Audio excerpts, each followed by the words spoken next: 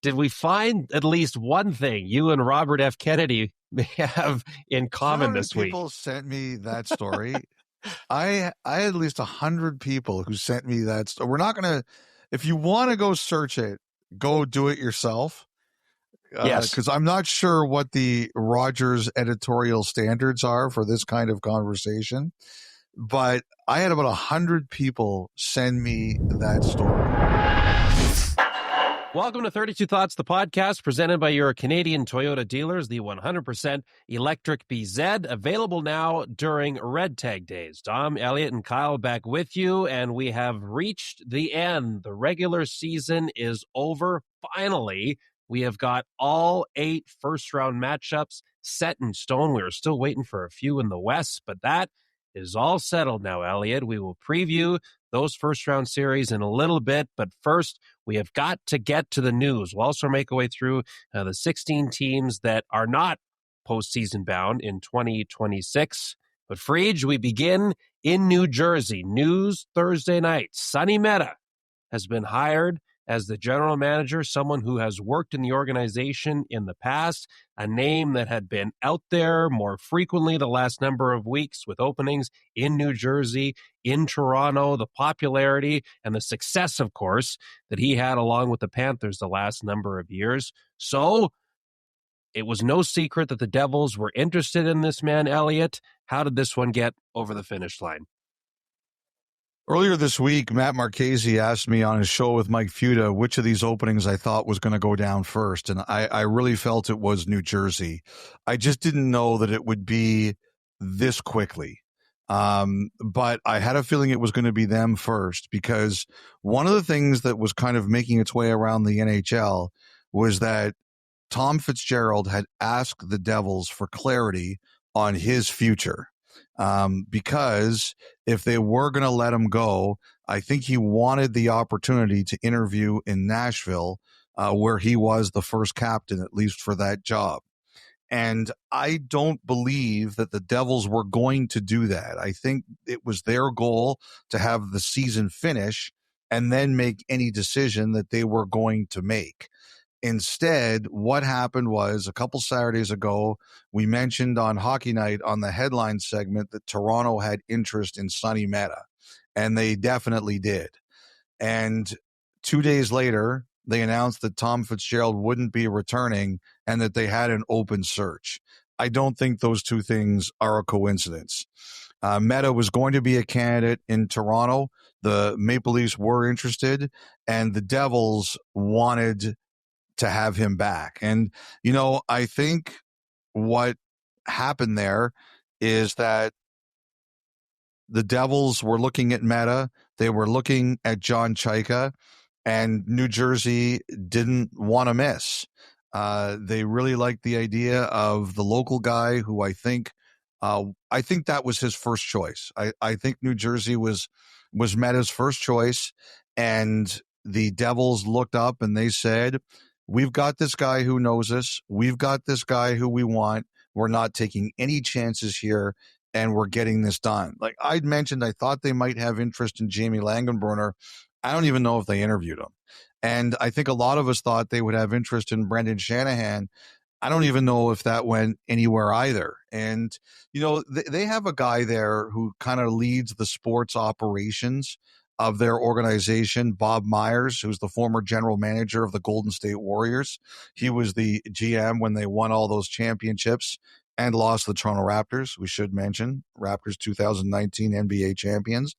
But he was a very successful executive there. And I did have some people who wondered if the Devils would go down the Shanahan route because they already have Myers in kind of like that overseeing role. They weren't sure if that was a fit. Anyway, we'll never know, because the moment I think they realized that Toronto had interest in Mehta and had asked for permission to speak to Mehta and received it, they just weren't going to let that happen. They just they were just going to stop and say, nope, we're getting this done. This is our guy, and we're getting this done. And I think he was the kind of candidate they were looking at. And I'll tell you something else too. One thing about the Devils, apparently they pay very well. So I'm sure that they did that here too and got things done. So, and as you reported kind of after this news came out, Elliotte, it sounds like now, and it makes sense, he's going to take some time to assess some things, get his lay of land, the organization before making a decision. Is Sheldon Keefe still part of the plans or other things like that going forward for the Devils? Well, that was the initial reaction. Like, they're not going to have his introductory media conference until Tuesday. I was wondering why it wasn't Monday, and somebody sent me a note that there might be a Springsteen concert there on Monday, so it's not a great time to actually do it. I would wait a day. I would hope that at very least for waiting an extra day, he would get good seats to that concert. I would say no problem, but I'll take a couple of floors as the consolation prize. So I think also it just makes sense. You get there, you explain what you're looking at yourself.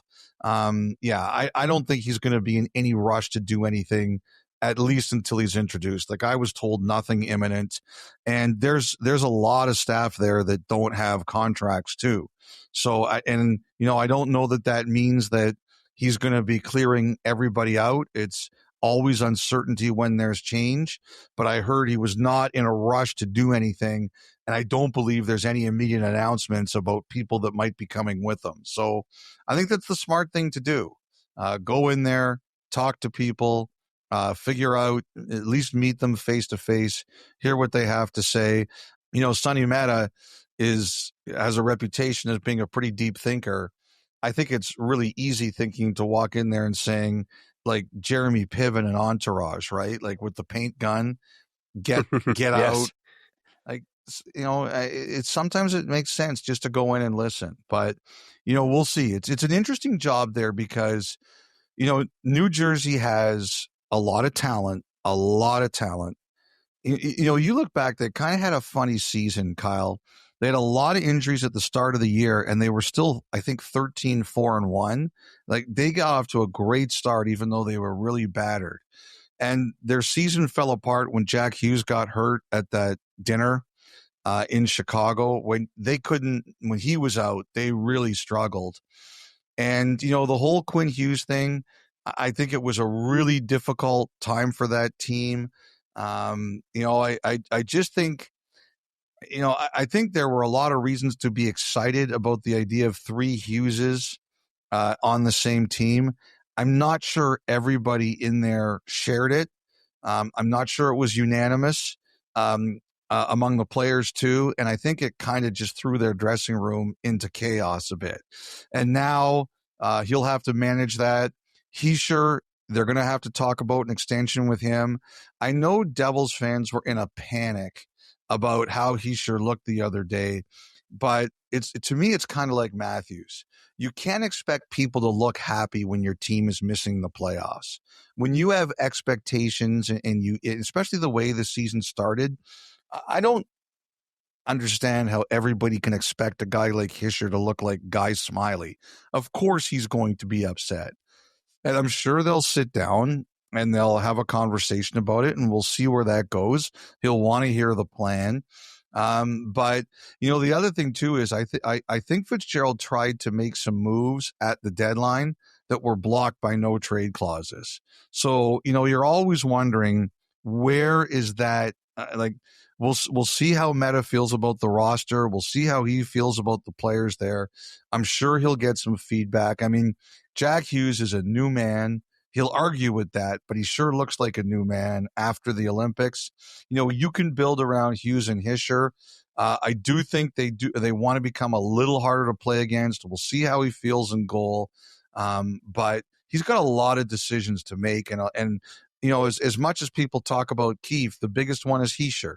What does the player feel like, and does he accept the plan? And I think that's probably the biggest thing that Mehta will have to deal with. But he wanted this job, and they were not going to let Toronto get him. That they wanted to make sure that as much as they may have liked some other candidates, and I do think they wanted to talk to some other people initially, they jumped on him. Interesting. Sheldon Keefe said the other day that, I mean, some of the exit interviews with players went as long as 2 hours. So that to me says, I mean, whether it's a guy that's still going to be there, whether it's someone who may not be there going forward, I mean, there's a lot of care in there about trying to get to the bottom of, okay, why did this season not work? Obviously, the Hughes injury was a big part of it, but trying to find solutions to ensure that it's much better going forward in New Jersey. 2 hours, that's a long time. That's a long time.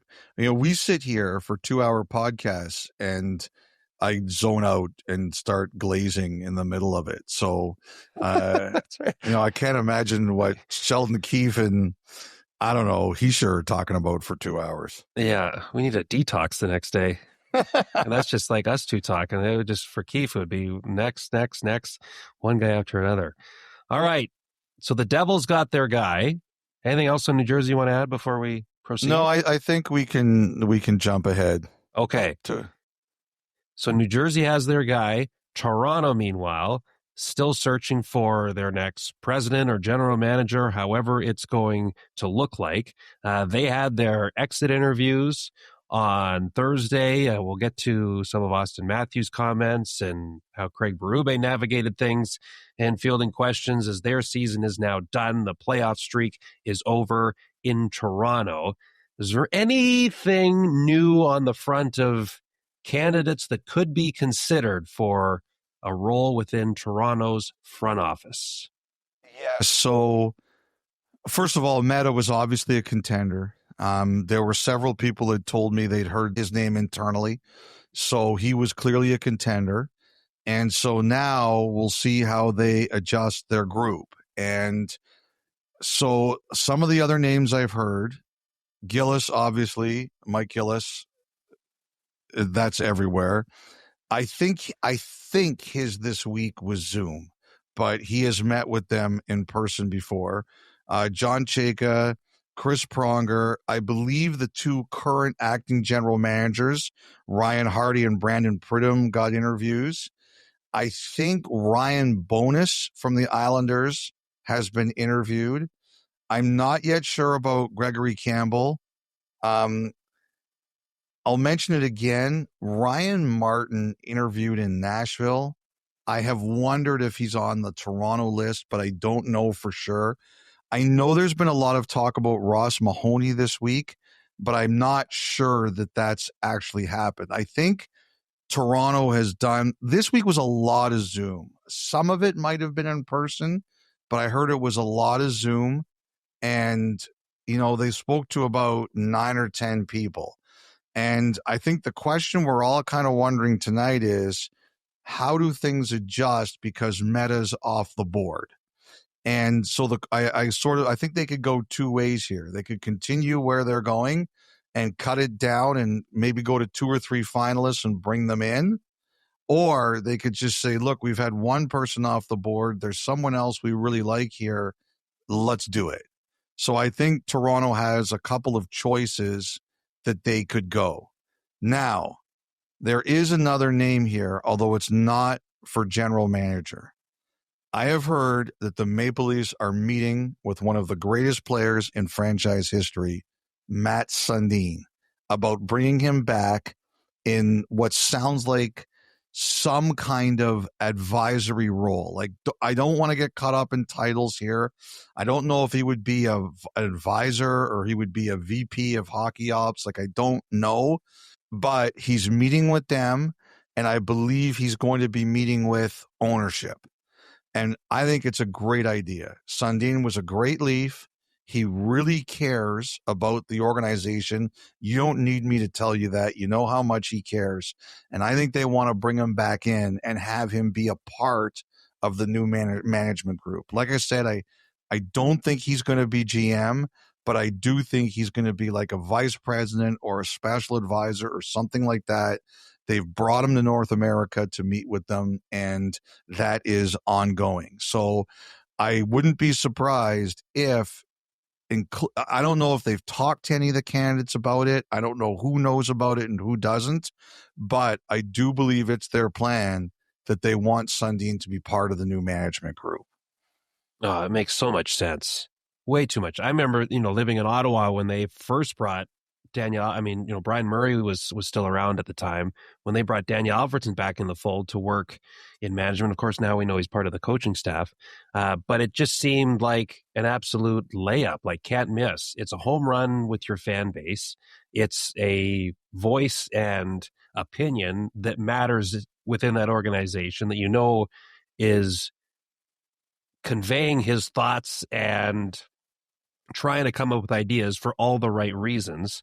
That could be, I'm honestly, maybe it's because Sundin hasn't been in a position in his life where that would interest him, but I'm surprised in a sense that it's taken to this point where they're meeting with him in this capacity.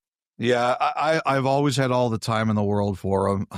And, like I said, I just think that he really cares about the team and he really cares about the team and the fact that he wants to be a part of it, I think is a really good sign. That you don't need AI to tell you that would be a good idea. That I can tell you for sure. A lot of those jokes this week, I would simply say, Kyle, that when you have a season like they just had, those are the kinds of stories that get written about you. Like, this doesn't happen when you have a good year. Yeah. But the other thing too is, remember when Dubas left, all of like his loyalists who spilled the tea, and now this is happening. Whenever Toronto makes management changes, it's a goldmine for reporters. Like, people just sing like mob informants. But like that's what you go through when you go through seasons like this. Same thing with the Canucks, like that agent survey in The Athletic. People don't say those things about you when you're winning. No question. Okay, so from what we heard from the players on Thursday, and Austin Matthews in particular, because this is the first time he has spoke since the hit that he took from Radko Gudas back in March. I mean, there was a few things that stuck out. I mean, he had kind of an opening statement before he took questions. Among what he said there, that he loves being the captain of Toronto. It's not something he takes for granted. He also said he can't predict the future in terms of how this is all going to play out. He was asked if he still wants to be part of things here moving forward. He didn't answer it head on. I suppose none of that is unique to how a guy like Matthews operates in those types of situations, but is there anything in particular that caught your ear listening to him Thursday? I wasn't surprised. He said exactly what I thought. Now, the thing I'll say about Matthews is there's a lot of, we parse words, right? Austin Matthews has signed contracts to play 12 years in Toronto. He's played 10. We'll see if he gets to 12. But he's signed contracts to play 12 years. From the moment he got here, it was like he'll never sign an extension, he'll leave. And then again, it was he'll never sign an extension, he'll leave. And we found out he guaranteed even the year before he could sign one. He'd already said, I'm staying as long as it doesn't go off the rails. You cannot question his loyalty, okay? I think now he wants to hear the plan. And so, and I didn't expect anything different. He wants to hear the plan. He wants to hear what the new person has to say, and then he'll make his decision. I think he wants to win in Toronto, but if it's any kind of a longer process, then I think that changes. I think the calculus changes. But he's going to wait until he hears it, and he's going to have an open mind. I think the interesting thing that some people could ask, and I wonder if they're asking this about the new candidates, is, do they think it's the right time to trade him, or do you wait a year? I was at a concert in Toronto on Thursday night, Florence and the Machine, Kyle, and nice. It was completely ruined by the Devil's news. Like, it completely ended. I missed, I think she sang 17 songs or something like that, and I think I saw 3 of them. But she's saying the dog days are over. You're like, no, they're not. They're still dealing with this. They're still going. That was the second of 4 encore songs, by the way. Excellent. But the interesting thing was that someone was saying to me tonight, I was talking to, let's just say for argument's sake that you're going to trade him. Do you say, hey, now while he's got 2 years left, or do you say wait next summer because then we can maybe trade you somewhere with an extension or you want to go and we could make a better deal? Like, this is a debate for everybody to have, but and obviously Matthews will have a huge say because he's got control, but it was just interesting that someone mentioned that to me tonight. Oh boy. Well, it looks like right now they've got a shot at obtaining that draft pick in the first round. Got the 5th best odds going into the draft lottery. It's going to be a fascinating offseason there. Now, a couple other things here. Number one, all of the focus was on Matthews because he's the captain and the best player. But I do think they asked a number of players, like, are you happy here? I think they wanted to get, like, this was a hard season. It sucked for a lot of people. You know, you heard Riley talk about it. Nylander mumbled away for a minute and a half. But I do think they asked a bunch of guys, like, how do you feel about the overall thing? And Nylander, as we know now, has already met with them and said if it's a long rebuild, I'm not that interested. So we'll see what some other players have to say. I think Nyes is a big one. Teams know that the Maple Leafs kicked the tires on Nyes and put him out there right at the deadline. And I think some teams are going to come back and circle back and say, okay, that happened before. Where are we now? I had someone who told me that one of the Leafs' plans was to take a run at Radish from Tampa if he hit free agency. Number one, we don't even know if he's going to hit free agency. But number two, how will a new general manager feel about that? Do they feel that that's still something they want to do? And then there was Berube. Are you going to come back? Or do you think you're going to be back? Yes. I don't know why anybody would expect Craig Berube, who's never run away from anything in his life, to say anything different, right? And so I think he's there as long as until they tell him otherwise. And we'll see. As you said, there's a lot that's going to happen here, Kyle. And I think that the change in personnel, it's only just beginning. All right. Oh, if I could mention one more thing before we do. Shane Doan, I think there's going to be some interest in him from other teams. Now, he might want to go back to Arizona and ride horses at the ranch or what.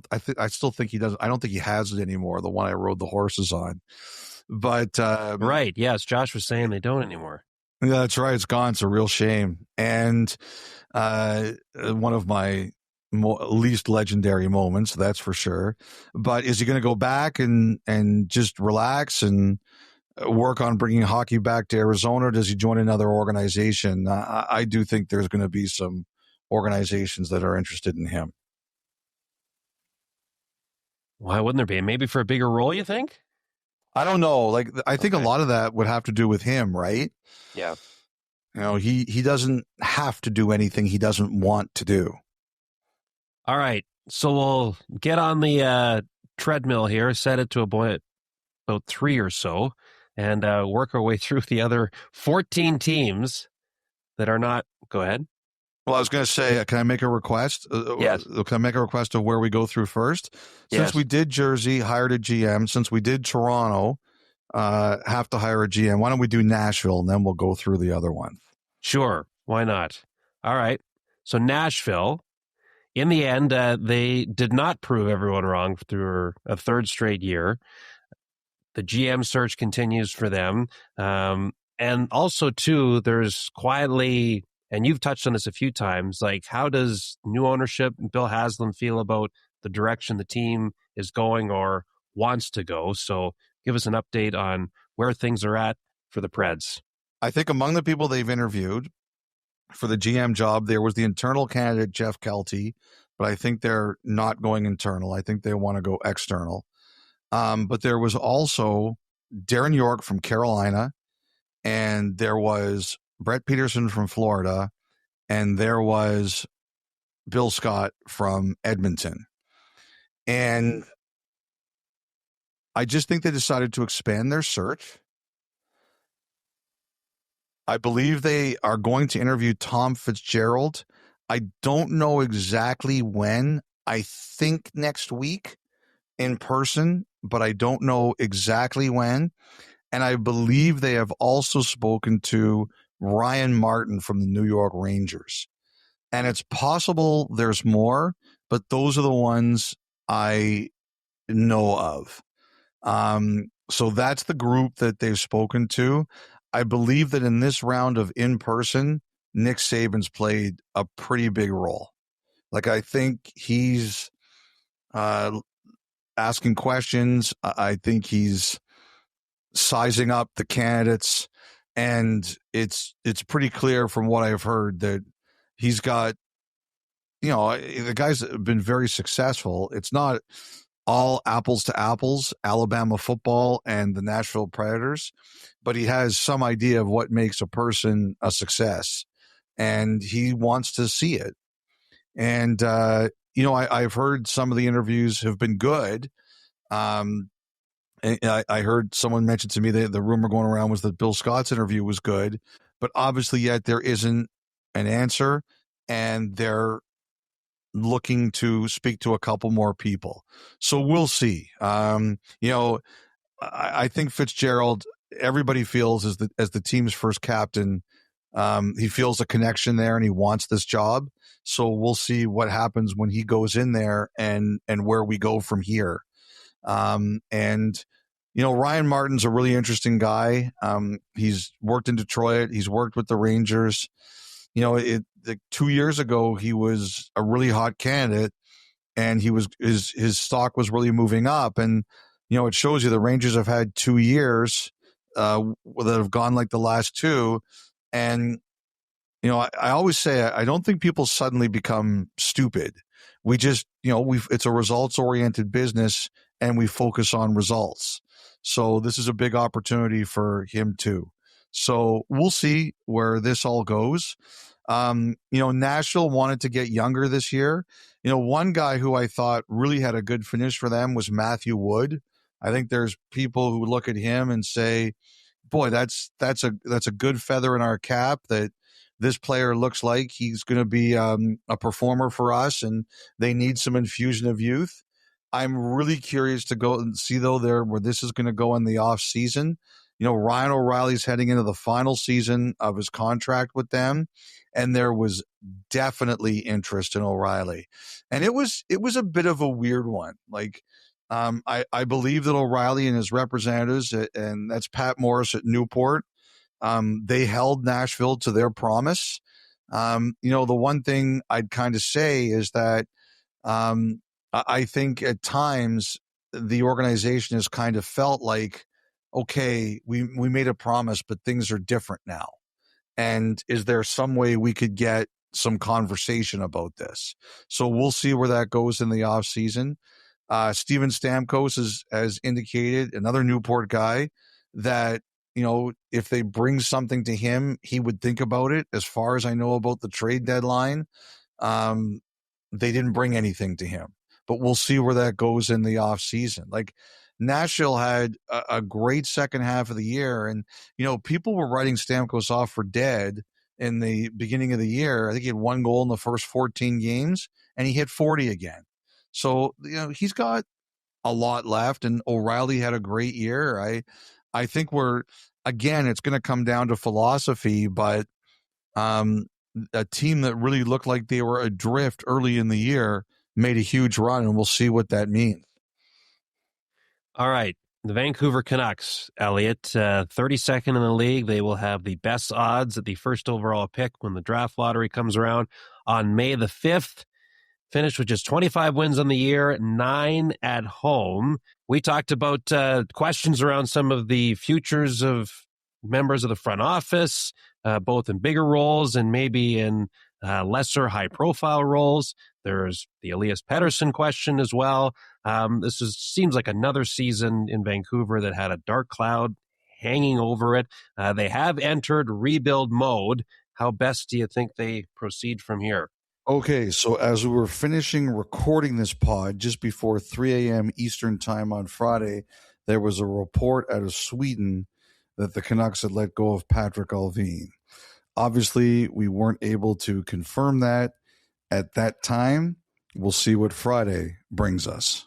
Well, first of all, as you said, there's been a lot of questions about changes. And the one thing I heard in recent weeks was that Jim Rutherford had some one-on-one meetings with some of their players.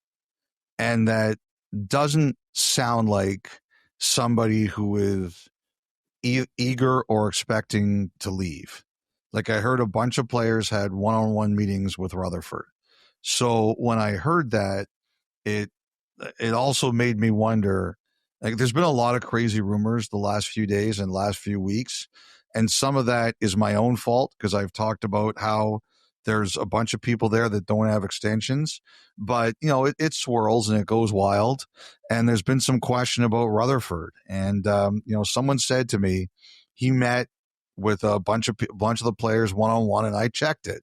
And I was told that was true. So, again, I don't have a great handle on what is going on here yet, but that doesn't sound like a guy who's planning on leaving or thinks he's leaving. I will say this. I don't think you can overstate how the collapse of the last 2 years has sent shockwaves and an earthquake inside the organization. There's a real disappointment, and even though they recognize now it is rebuild time, I think there is still a lot of shock and confusion about how we got from May 2024, Game 7 against Edmonton to here. And, I think Vancouver is a market that tends to really talk about the past a lot. And I think if you're the Canucks, you say, okay, we're going to make whatever choices we make, and then we're shutting the door and we're moving on. We're not going to talk about this anymore. And I think part of that is to get people to start looking forward, because I really do think the events of the last 2 years and how we got from there to here, I don't think people there really have come to grips with how and why it happened and how disappointing it is to be like. I've heard that the metrics in the Canucks, like in terms of their revenues and stuff, are still very strong. And if they win the draft lottery, it'll probably still be very strong. But that doesn't mean everybody's happy with what's happened. And I think a lot of the uncertainty right now has been because they're shocked that they're here. They've tried to figure out what's the best path out. And while they've accepted a rebuild, when you're this disappointed, you start thinking about a lot of things. The Ryan Johnson thing, I think there's some semantics there. I do think Nashville asked permission to speak to him, and the Canucks denied that they said no. I think in their eyes, it's kind of like when we gave him this extension, we did it with the expectation he was going to be here, and we believe he understood that. And, whether that's right or wrong, I believe that's their position.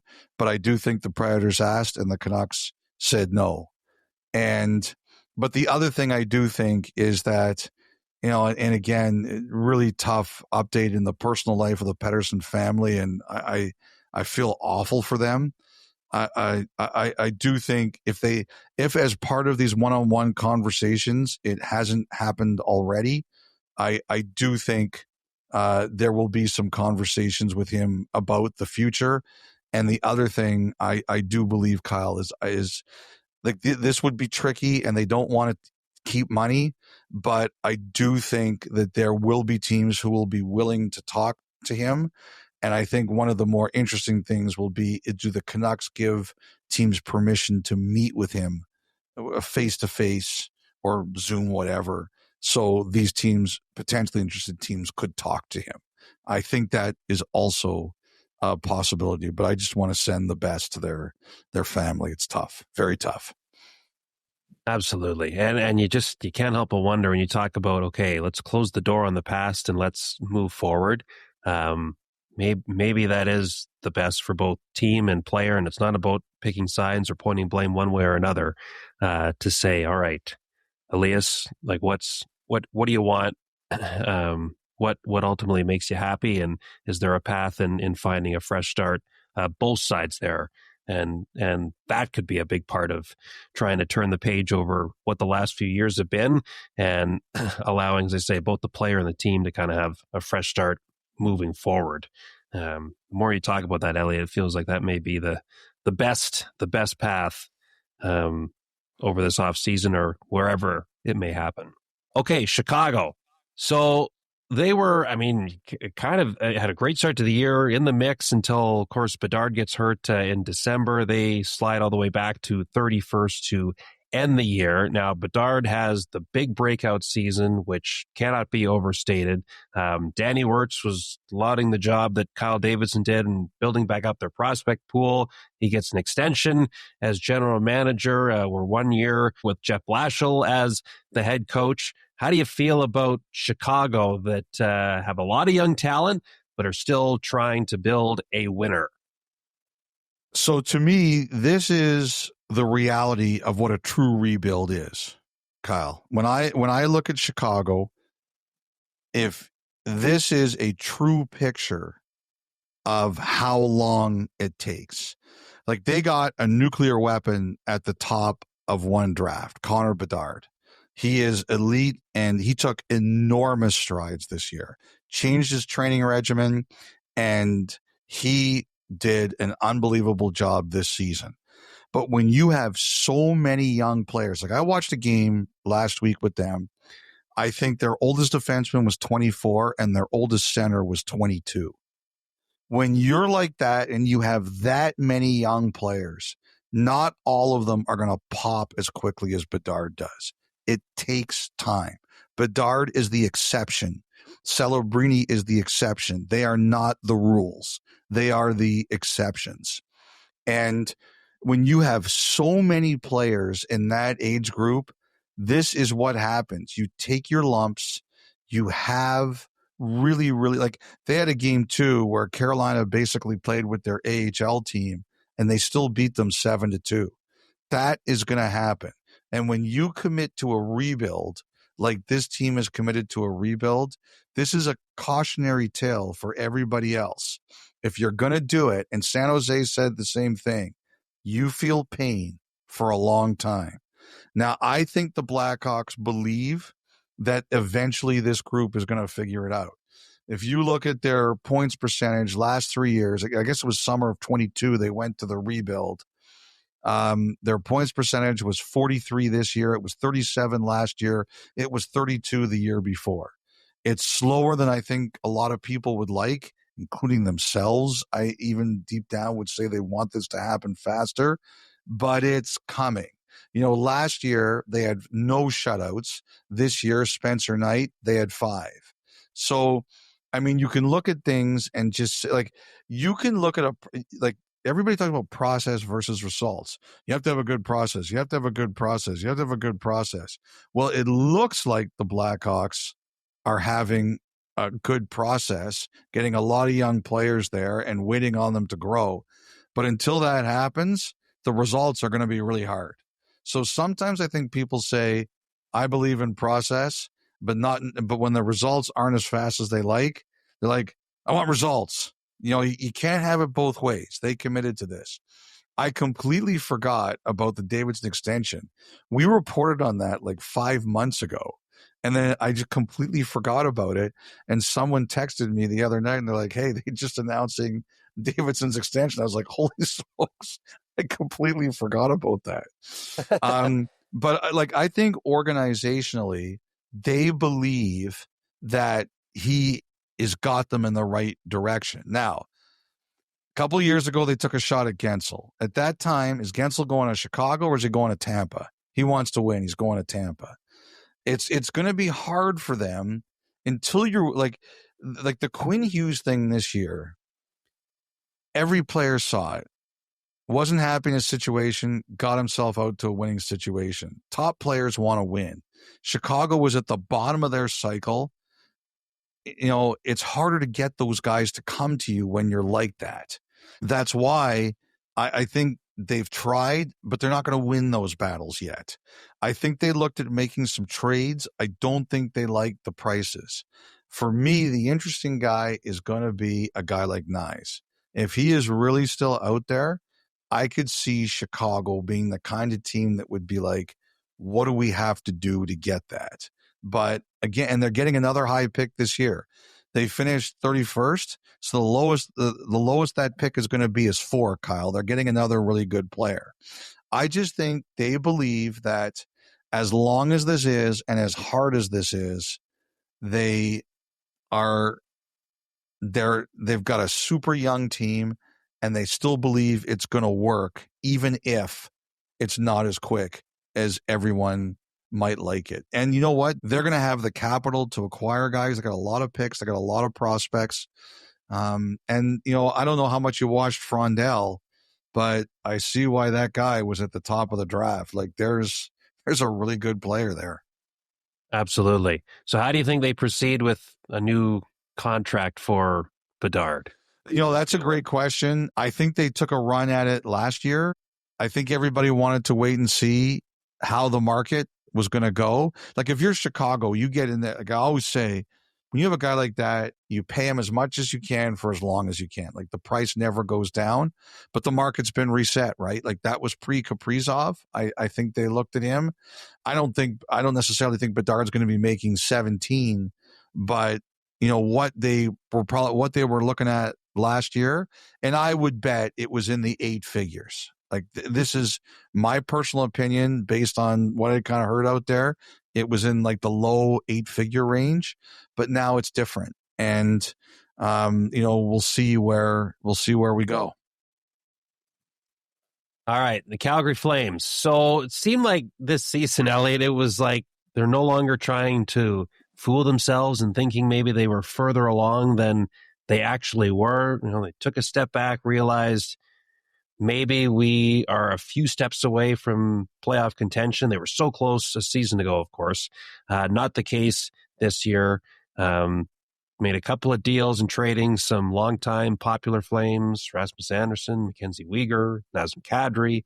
Along the way, so Ryan Huska got extended early on in the year. Craig Conroy and the senior staff, they got extensions too. Conroy has done well in acquiring assets. They've got 11 picks in this coming draft alone, 6 in the first 2 rounds. So does Conroy and company, do they remain patient here as they move along, or how do you think they approach this summer? Well, I think the biggest thing I would like to say is that they've really calmed the noise around the team, right? It's by the way, I know you're big on Zane Parekh. Did you see that goal against the Kings? I was going to say, my goodness. Holy smokes. I bet you all the Flames fans saw that and they're like, can we start the next season tomorrow? Yeah, yes. I don't want to stop this now. I know, but you compare that to how he looked early on in the season. I think there's kind of some fears of, you don't want this to be a lost season for the young guy. And there was the injury that kind of threw a wrench in things for a while, but he talked about he's starting to find a much better version of his game at the NHL level. Takes a while to figure all that out, no matter how good or how talented of a player you are. And that's got to be one of the more encouraging things, too, for Calgary going into the offseason, is seeing the level he's been at lately. You always want to end the season on a high. You can't get much of a better high than that if you're Zane Parekh and the Flames fans. So I think the thing is, they've kind of stabilized things there. I think the one guy you kind of look at is Coleman. How are they going to proceed there? He did not seem anxious to leave, but, we'll see how that goes. He's going to the last year of his contract. I think there's a couple of things. Another high pick they'll add to their group. I really think, the one thing that Conroy's whale, like the Moby Dick that he's looking for, is a center, like a top flight, top center. And they're so hard to find. Like BX had told a great story about Pat Verbeek a couple of weeks ago on Hockey Night about how Verbeek said, we have to find a power forward to play with our guys. And BX is like, you're going to trade for one? He goes, no, those guys aren't available. We got to get it through the draft. And they went and they got Seneca, right? So, that's what I look at there with Calgary. Can they get a center, a really good young center at the top of this draft? Or if not, where do they go looking? They're hard to trade for, but, as you said, with a lot of assets, I think Conroy will continue to look for young players, under 25 guys who might be available that can grow with the team. And everybody knows that that's what he's looking for. And I think he'll continue to be out there looking for it. I think the other thing, Dustin Wolf started this year really unsettled. He did not look like himself. And I don't know what the Flames are going to look like next year, but I bet you Wolf starts next year better. Like this year was just an unsettled start for him. And I just think he's too good to go through 2 consecutive years of that. All right. And hey, maybe lottery balls roll Calgary's way, and we're just over a year away from the new building coming there as well. And that could be a drastic change for them for the better also as they move along. Okay. The New York Rangers. I don't know if there's any way you can look at this season other than a massive disappointment, Elliotte. I mean, you don't bring Mike Sullivan in just to finish in the bottom 5 of the league. So we saw the letter 2.0 that came out partway through this year. Also, we wanted all the best to Jonathan Quick in retirement. 3 Stanley Cups. I'll miss that guy. Yes, great quote. Most wins ever by a U.S.-born goalie. So the Rangers, sounds like they've got some decisions to make in terms of where they want to go and who they want part of it. Where do you think it starts on Broadway? I think with the Rangers, the number one thing is the happiness of some of their players. Okay. So, and there's 2 guys I think we're looking at specifically, Fox and Gavrikov. Fox, it was tough for him. The Rangers benefited from a trade where a player was unhappy about not initially making his Olympic team, and that was Martin St. Louis. And, Fox was disappointed, and I wouldn't expect any different. You're a competitor, you want to play. And probably seeing them win was even harder in some ways for him.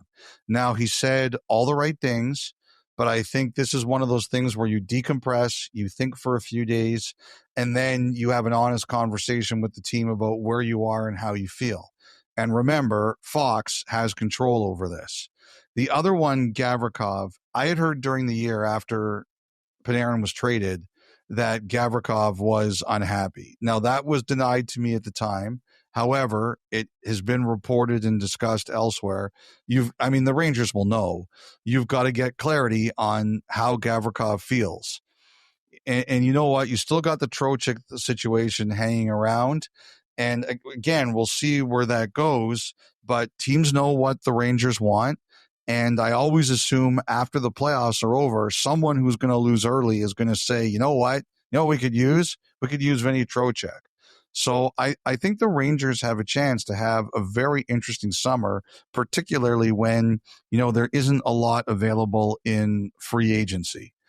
The other thing, the one thing the Rangers have done really well, and, it's New York, so it's Broadway and you focus on the big names, but the Rangers have hit singles. And I know sometimes in New York, singles are not sexy. I don't know that I completely agree with that all the time. Lance Johnson led the league in hits once for the Mets, hitting a lot of singles. So singles can work in New York, but that was way back in the 90s. Look, like Ty Karcha is a guy they found on the waiver wire late in the year. He looks like he's going to be a really good player for them. They made a good deal. Sam Carrick, who unfortunately is going to be hurt and missed the first round for Buffalo. He was a guy that the Rangers picked up, and he played really well there and made a good trade for him. And, another guy is Will Cooley. Like they've found guys who can fit and be good players on their roster. And sometimes I look at a team like that and I say, look, I know you face pressures and I know you've got a lot of things you want to do, but you obviously have an ability to find these kinds of players. Like maybe hit some singles here and, build yourself up around your best players. They brought back Kevin Maxwell in their front office, but, I look at the Rangers and I see they do have an ability to find some guys. Maybe, especially in a league where there's not a lot of stars available right now, those are the kinds of guys you have to focus on and adding. All right. The Seattle Kraken.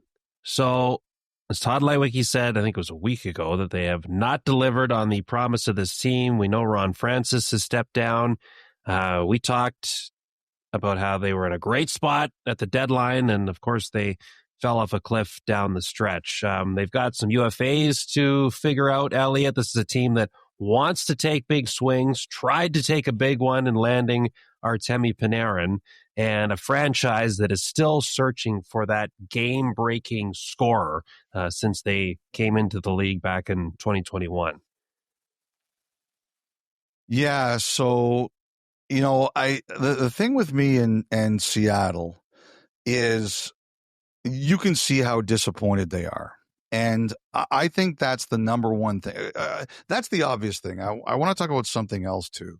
I've thought a lot about the Kraken, okay? And they're talking about an audit that they're going to do.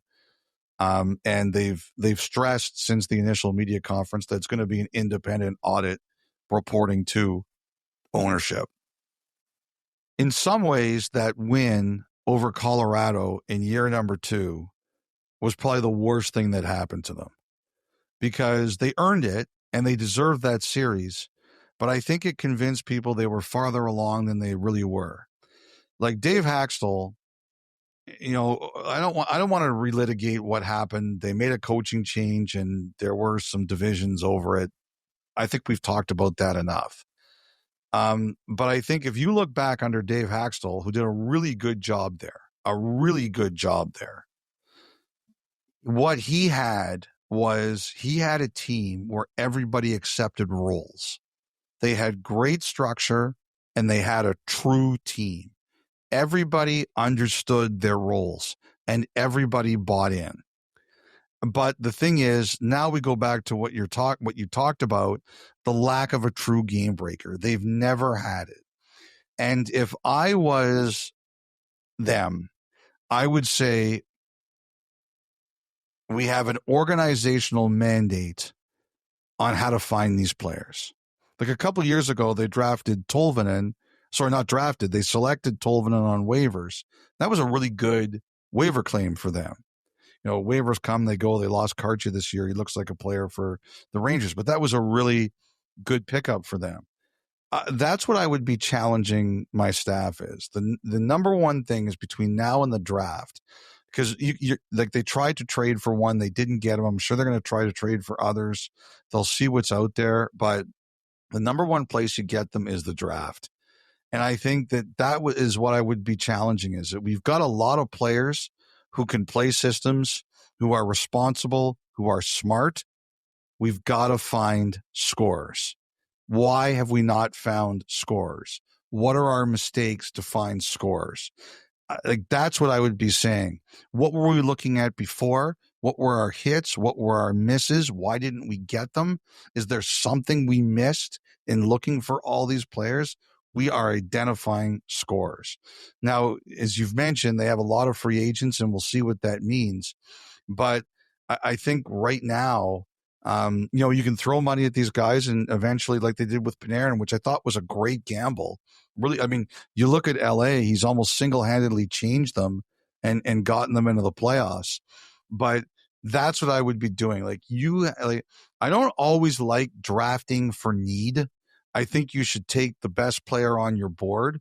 But if I'm Seattle, I am looking at everything I can and say, find scorers. And then if you have someone in your draft and there's a slight edge to a guy who can score, you take that guy. I mean, I just think that should be there. Why haven't we found anyone like that? And what do we have to do to change that? That's the thing. It's interesting, Kyle. Todd Leiweke in his media conference did say they had some challenges with players wanting to play in Seattle. I can tell you this, like the family guys, they love it. It's a great place to live in the suburbs with your kids. It's a great place for kids to grow and family life. It's excellent. I have heard that can be a problem with maybe some of the single guys. Like we found a good bar at the Board of Governors, but we had no problem. There weren't a ton of them. And not everybody's like that, but you do want like some nightlife downtown or something. I heard that is a little bit of a challenge, but the Family Guys speak glowingly about it. The interesting thing is they're a no tax state right now. They're changing that. In a couple of years, there's a law scheduled to come in to change that. And even the Seahawks, who just won the Super Bowl, have admitted that could be a problem for them. So it's another challenge. But like I see an organization that's got a lot of resources. It's not afraid. To me, the mandate is, why haven't we identified scores, and how are we changing that? Because, and I think also, get back to the values. Like Lambert and Haxtell are kind of similar guys, but get back to that. People who their identity was everybody does their role, everybody plays the system, everybody is hard to play against. That was what won, and try to rediscover that. And they were able to create offense through that. I mean, there's only one season since they came into the league where they were in the top 15 in goals for. And as you can imagine, it was the year that they qualified for the playoffs and upset the then defending champion Colorado Avalanche in the first round. Okay, the Winnipeg Jets, 1 year removed from the President's Trophy. And man, what an ugly finish to their season, including on Thursday night. They got beat up by San Jose pretty good. And now the focus shifts to where they go from here. So you've got a guy like Cole Perfetti, who's due a new contract. Eric Comrie's among their UFAs that they've got to make some decisions on. We've talked about the speed that they lost in their lineup from last season to this one, and just the offensive punch beyond the Scheifele's and the Kyle Connors of the world.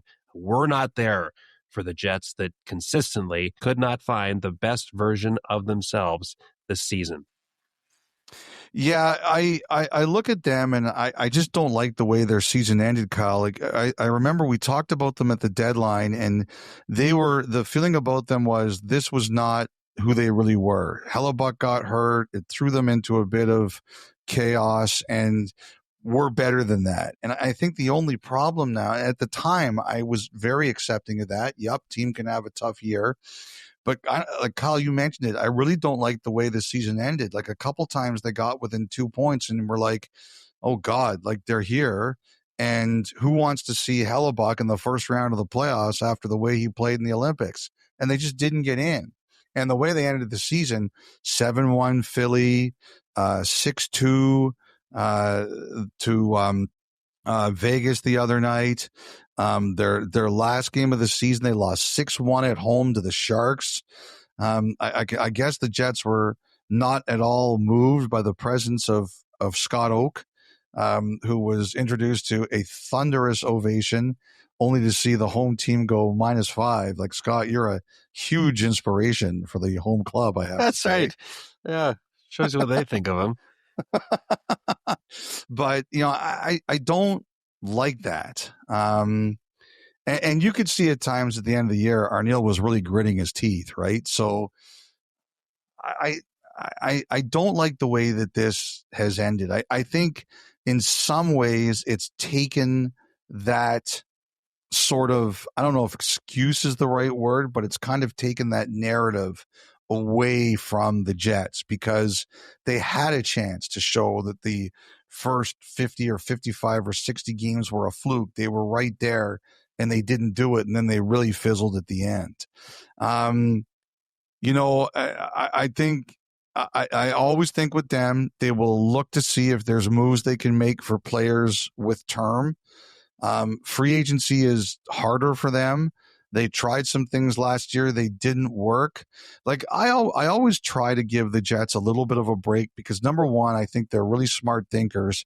And number two, it's harder for them to get players there than just about anybody else. They're working on a shorter list. And I think I always try to remember that because, when you're working with a shorter list, you have less room to make mistakes, And like Nyquist this year, I thought that was a reasonable gamble at the time with what was available to them. It just didn't work. And when it doesn't work and you have a shorter runway, it's even more problematic. Now, I will say one thing.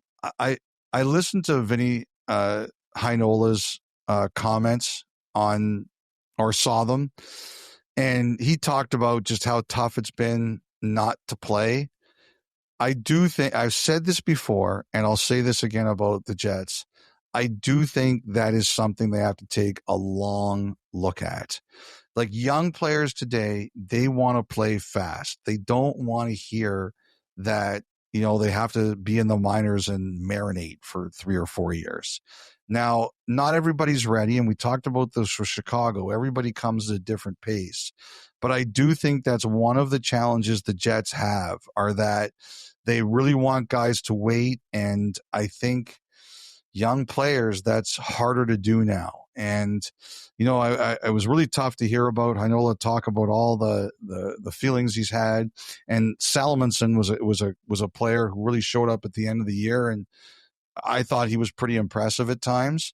But I do think that the Jets are going to have to take a long, hard look at that, because I think young players today, they see that and they're like, okay, I'm here. If I go there, I'm going to have a longer road there than some other teams do. And it can be a problem. I think that was a factor with McGroarty. And, Yeager played this week, and I hope he has a great career. I hope he never feels that way, but I do think it's a thing that they have to take a long look at. It's challenging, but because you really do try to make sure players are ready, but this generation is going to push faster than any other. All right, so from the President's Trophy winners last year to the Stanley Cup champions of last year, the Florida Panthers. Yeah, as we talked about a few pods ago, for the first time since 2014 into 2015, the President's Trophy winner and defending champions do not make the playoffs the same year, the year after. The quest for the three-peat, not happening. So at a certain point, Elliotte, too, with Florida, it's like you almost had to laugh with all the injuries that were piling up for the Panthers. It almost felt like, best intentions be damned, this was not meant to be their year. But now they get a chance to recoup, to rest, to have a little bit longer summer, which they have not been used to for the last long while, and remind everybody that they are still very much in the conversation for best in the league. Before all that, though, I suppose the Sergei Bobrovsky document looms large. Yeah. So, and I've reported, and I think it's true that he looked for something in the Marchand range, and obviously it's not done at this point. So it's not something, at least till now, the Panthers are willing to do. But I think we've learned that last year, if they want to be creative to get stuff done, Kyle, they get stuff done. The one thing that I will say that I heard, this was one of the conversations I was having that ruined the concert for me on Thursday night, is I do think there were some legitimate trade conversations about Bobrovsky around the deadline, just feelers that were sent out. Obviously, they didn't go anywhere, but there was something. So, I remember last year, we didn't think they'd be able to keep all three guys. They did. We've learned that if Florida wants to do something, they'll find a way. But so far, they just haven't found a way. We'll see where it goes. He wants to stay, and he wants to stay there. But the number one thing I think, Kyle, is that, everybody get their shots in now, because I think they're going to be back, and I think they're going to be back in a big way. Like one of the players said to me last week when they were here, we're going to watch the Stanley Cup final and we're going to say, we can beat that team. Whoever wins the cup and is lifting the cup, we're going to say we're better than them. And for the last 3 years, they'd been it twice and just missed it once. I think you underestimate them at their own peril. Kyle, they did finish inside the bottom 10. They will keep this pick. And to me, it's going to be the most interesting question. I mean, we'll see what happens at the lottery. If they really move up, they could finish first or second.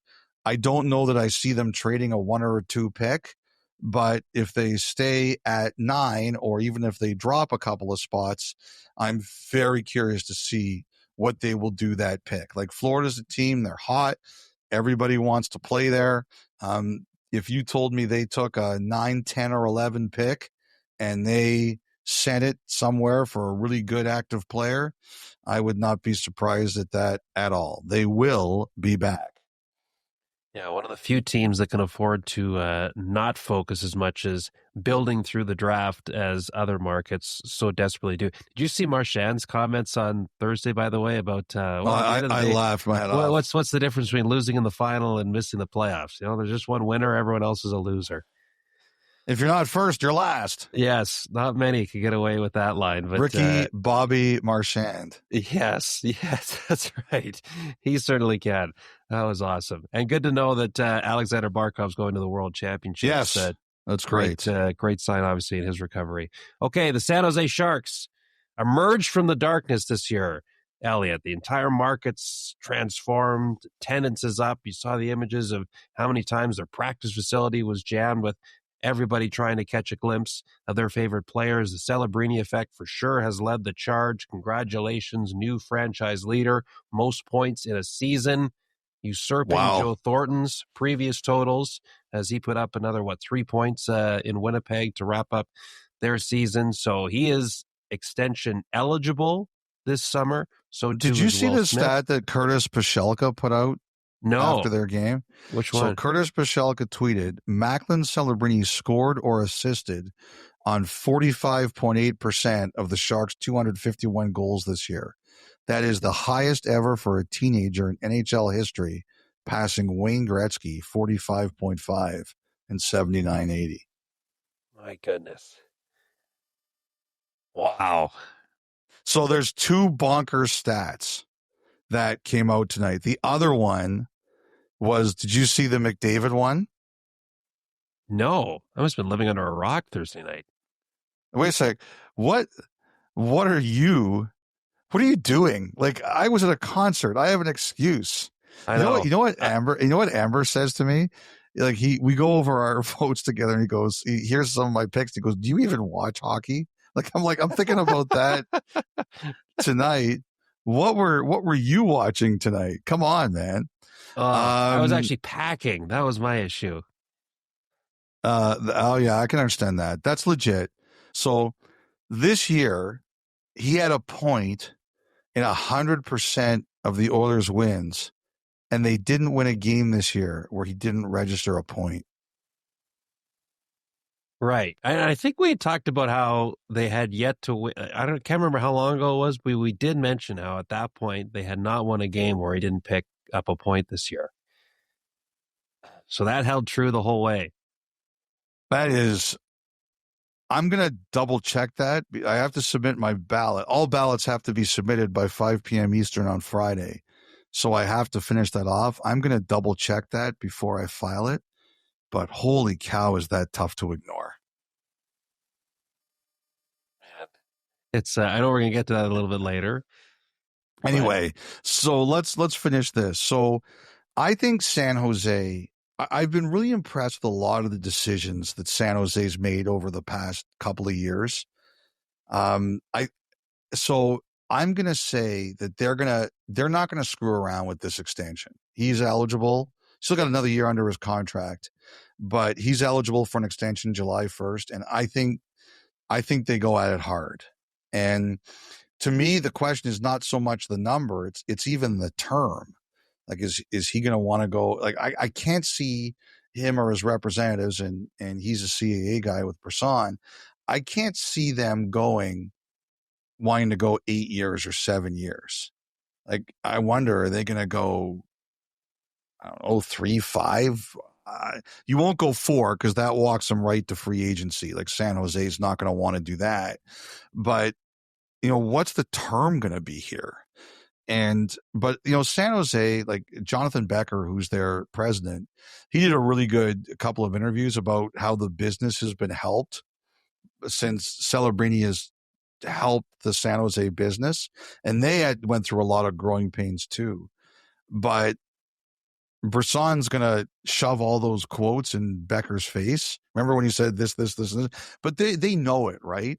So the thing you do in this situation is you go in there and you say, look, Macklin, you are worth 20%. You are worth any penny you want. How can we give you a big number and put a good team around you? Now, they don't have cap issues anytime soon, but, they come up on you. The more you are successful drafting like they are or hope to be or get players to come there, eventually you do get into trouble. But, they'll say to him, we want to give you a big number, but we want to leave some breathing room, and they'll speak to him with the proper respect. Like I think sometimes teams come in and they lowball. And, maybe, and it's always possible that the agents could say, hey, with this player, we want to wait another year to see where the market goes. Like we talked about Bedard, about where it was last summer, and now Kaprizov, it's a completely different world. But I think the Sharks will be proactive. I don't think they're going to fool around with this. And I think they know that this guy deserves as much as he possibly can get. The other thing too is, what are they going to do on the blue line? I think they've got two guys signed next year, Dickinson and Orlov, right? Yeah. So, but the thing is, they've always been willing to, they've shown a willingness to be creative. So I'm curious to see what they're going to do.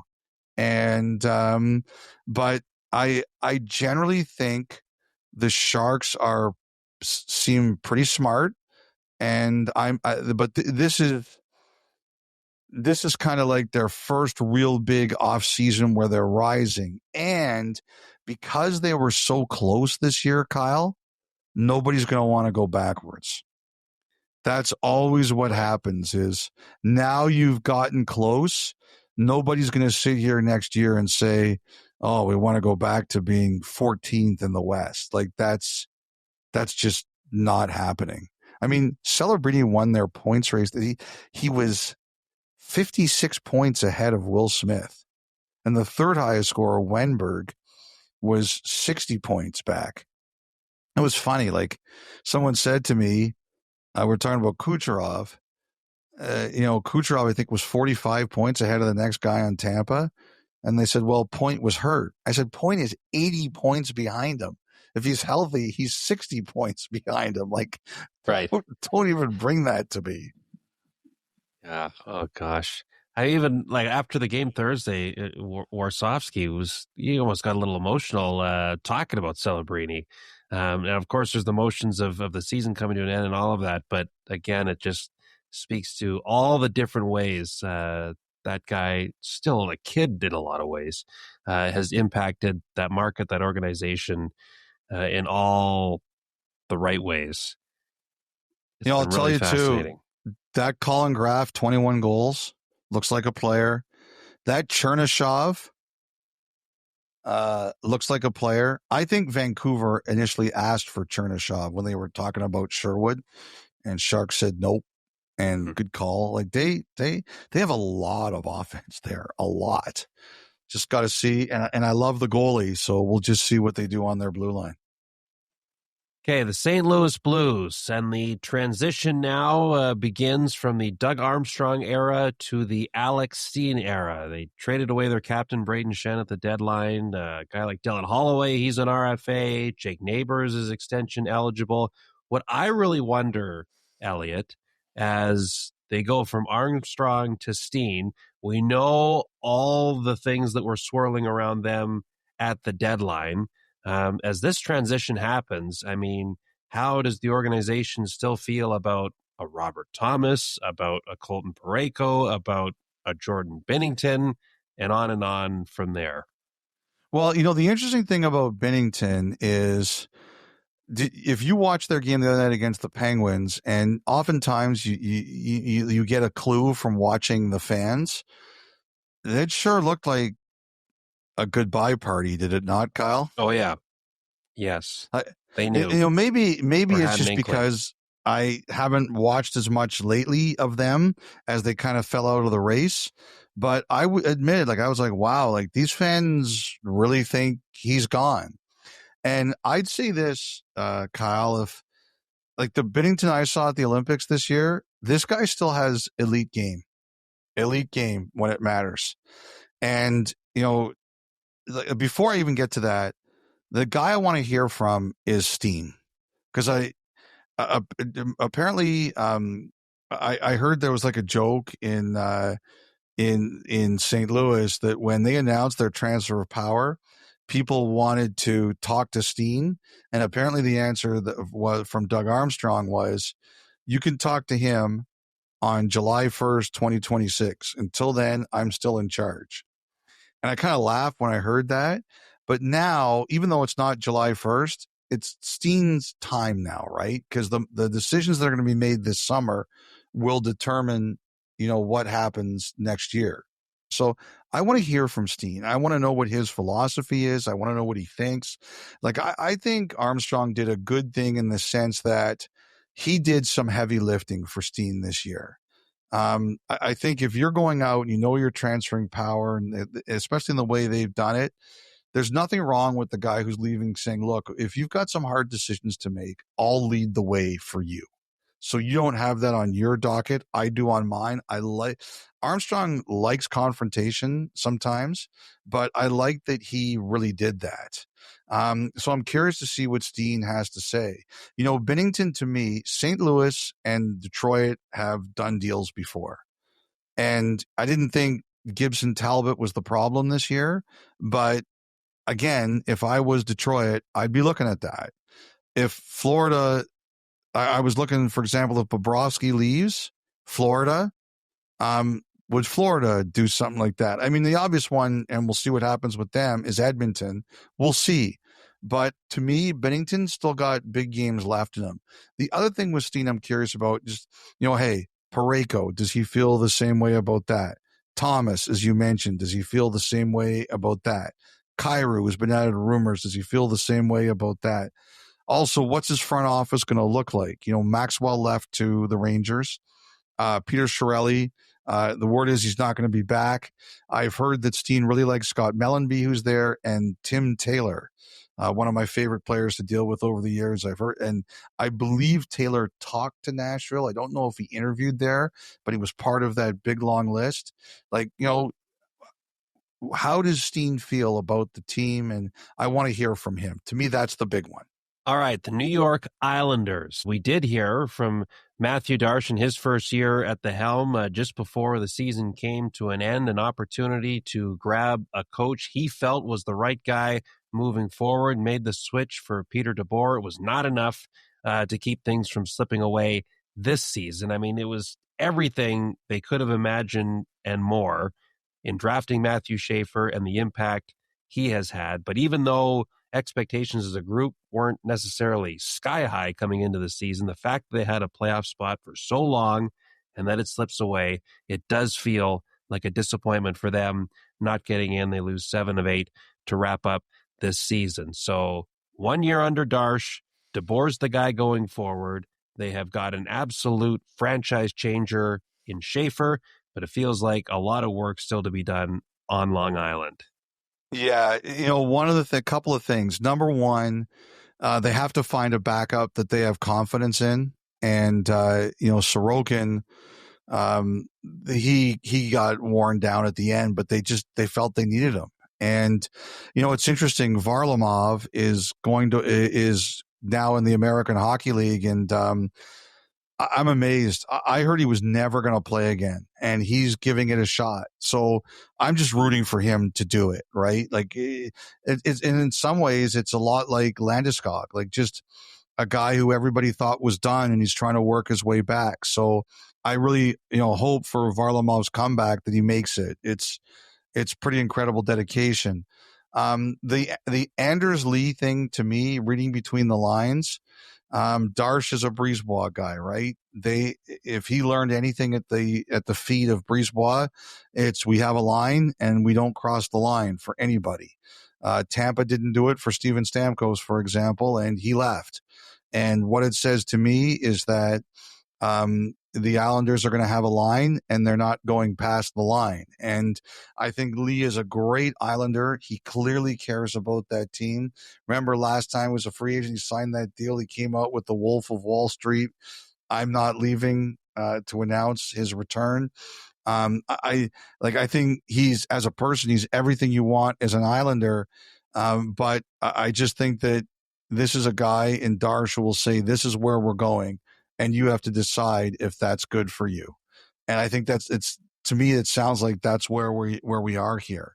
The thing is too, is that, it was interesting on the Montreal Canadiens broadcast when Montreal played Philly at the end of the year. It was a pretty fascinating story where Talk had said that when DeBoer was at the Olympics, he looked at Talkett's team and he said, try this with your defensive coverage, and it worked. It was one of the things that saved their season.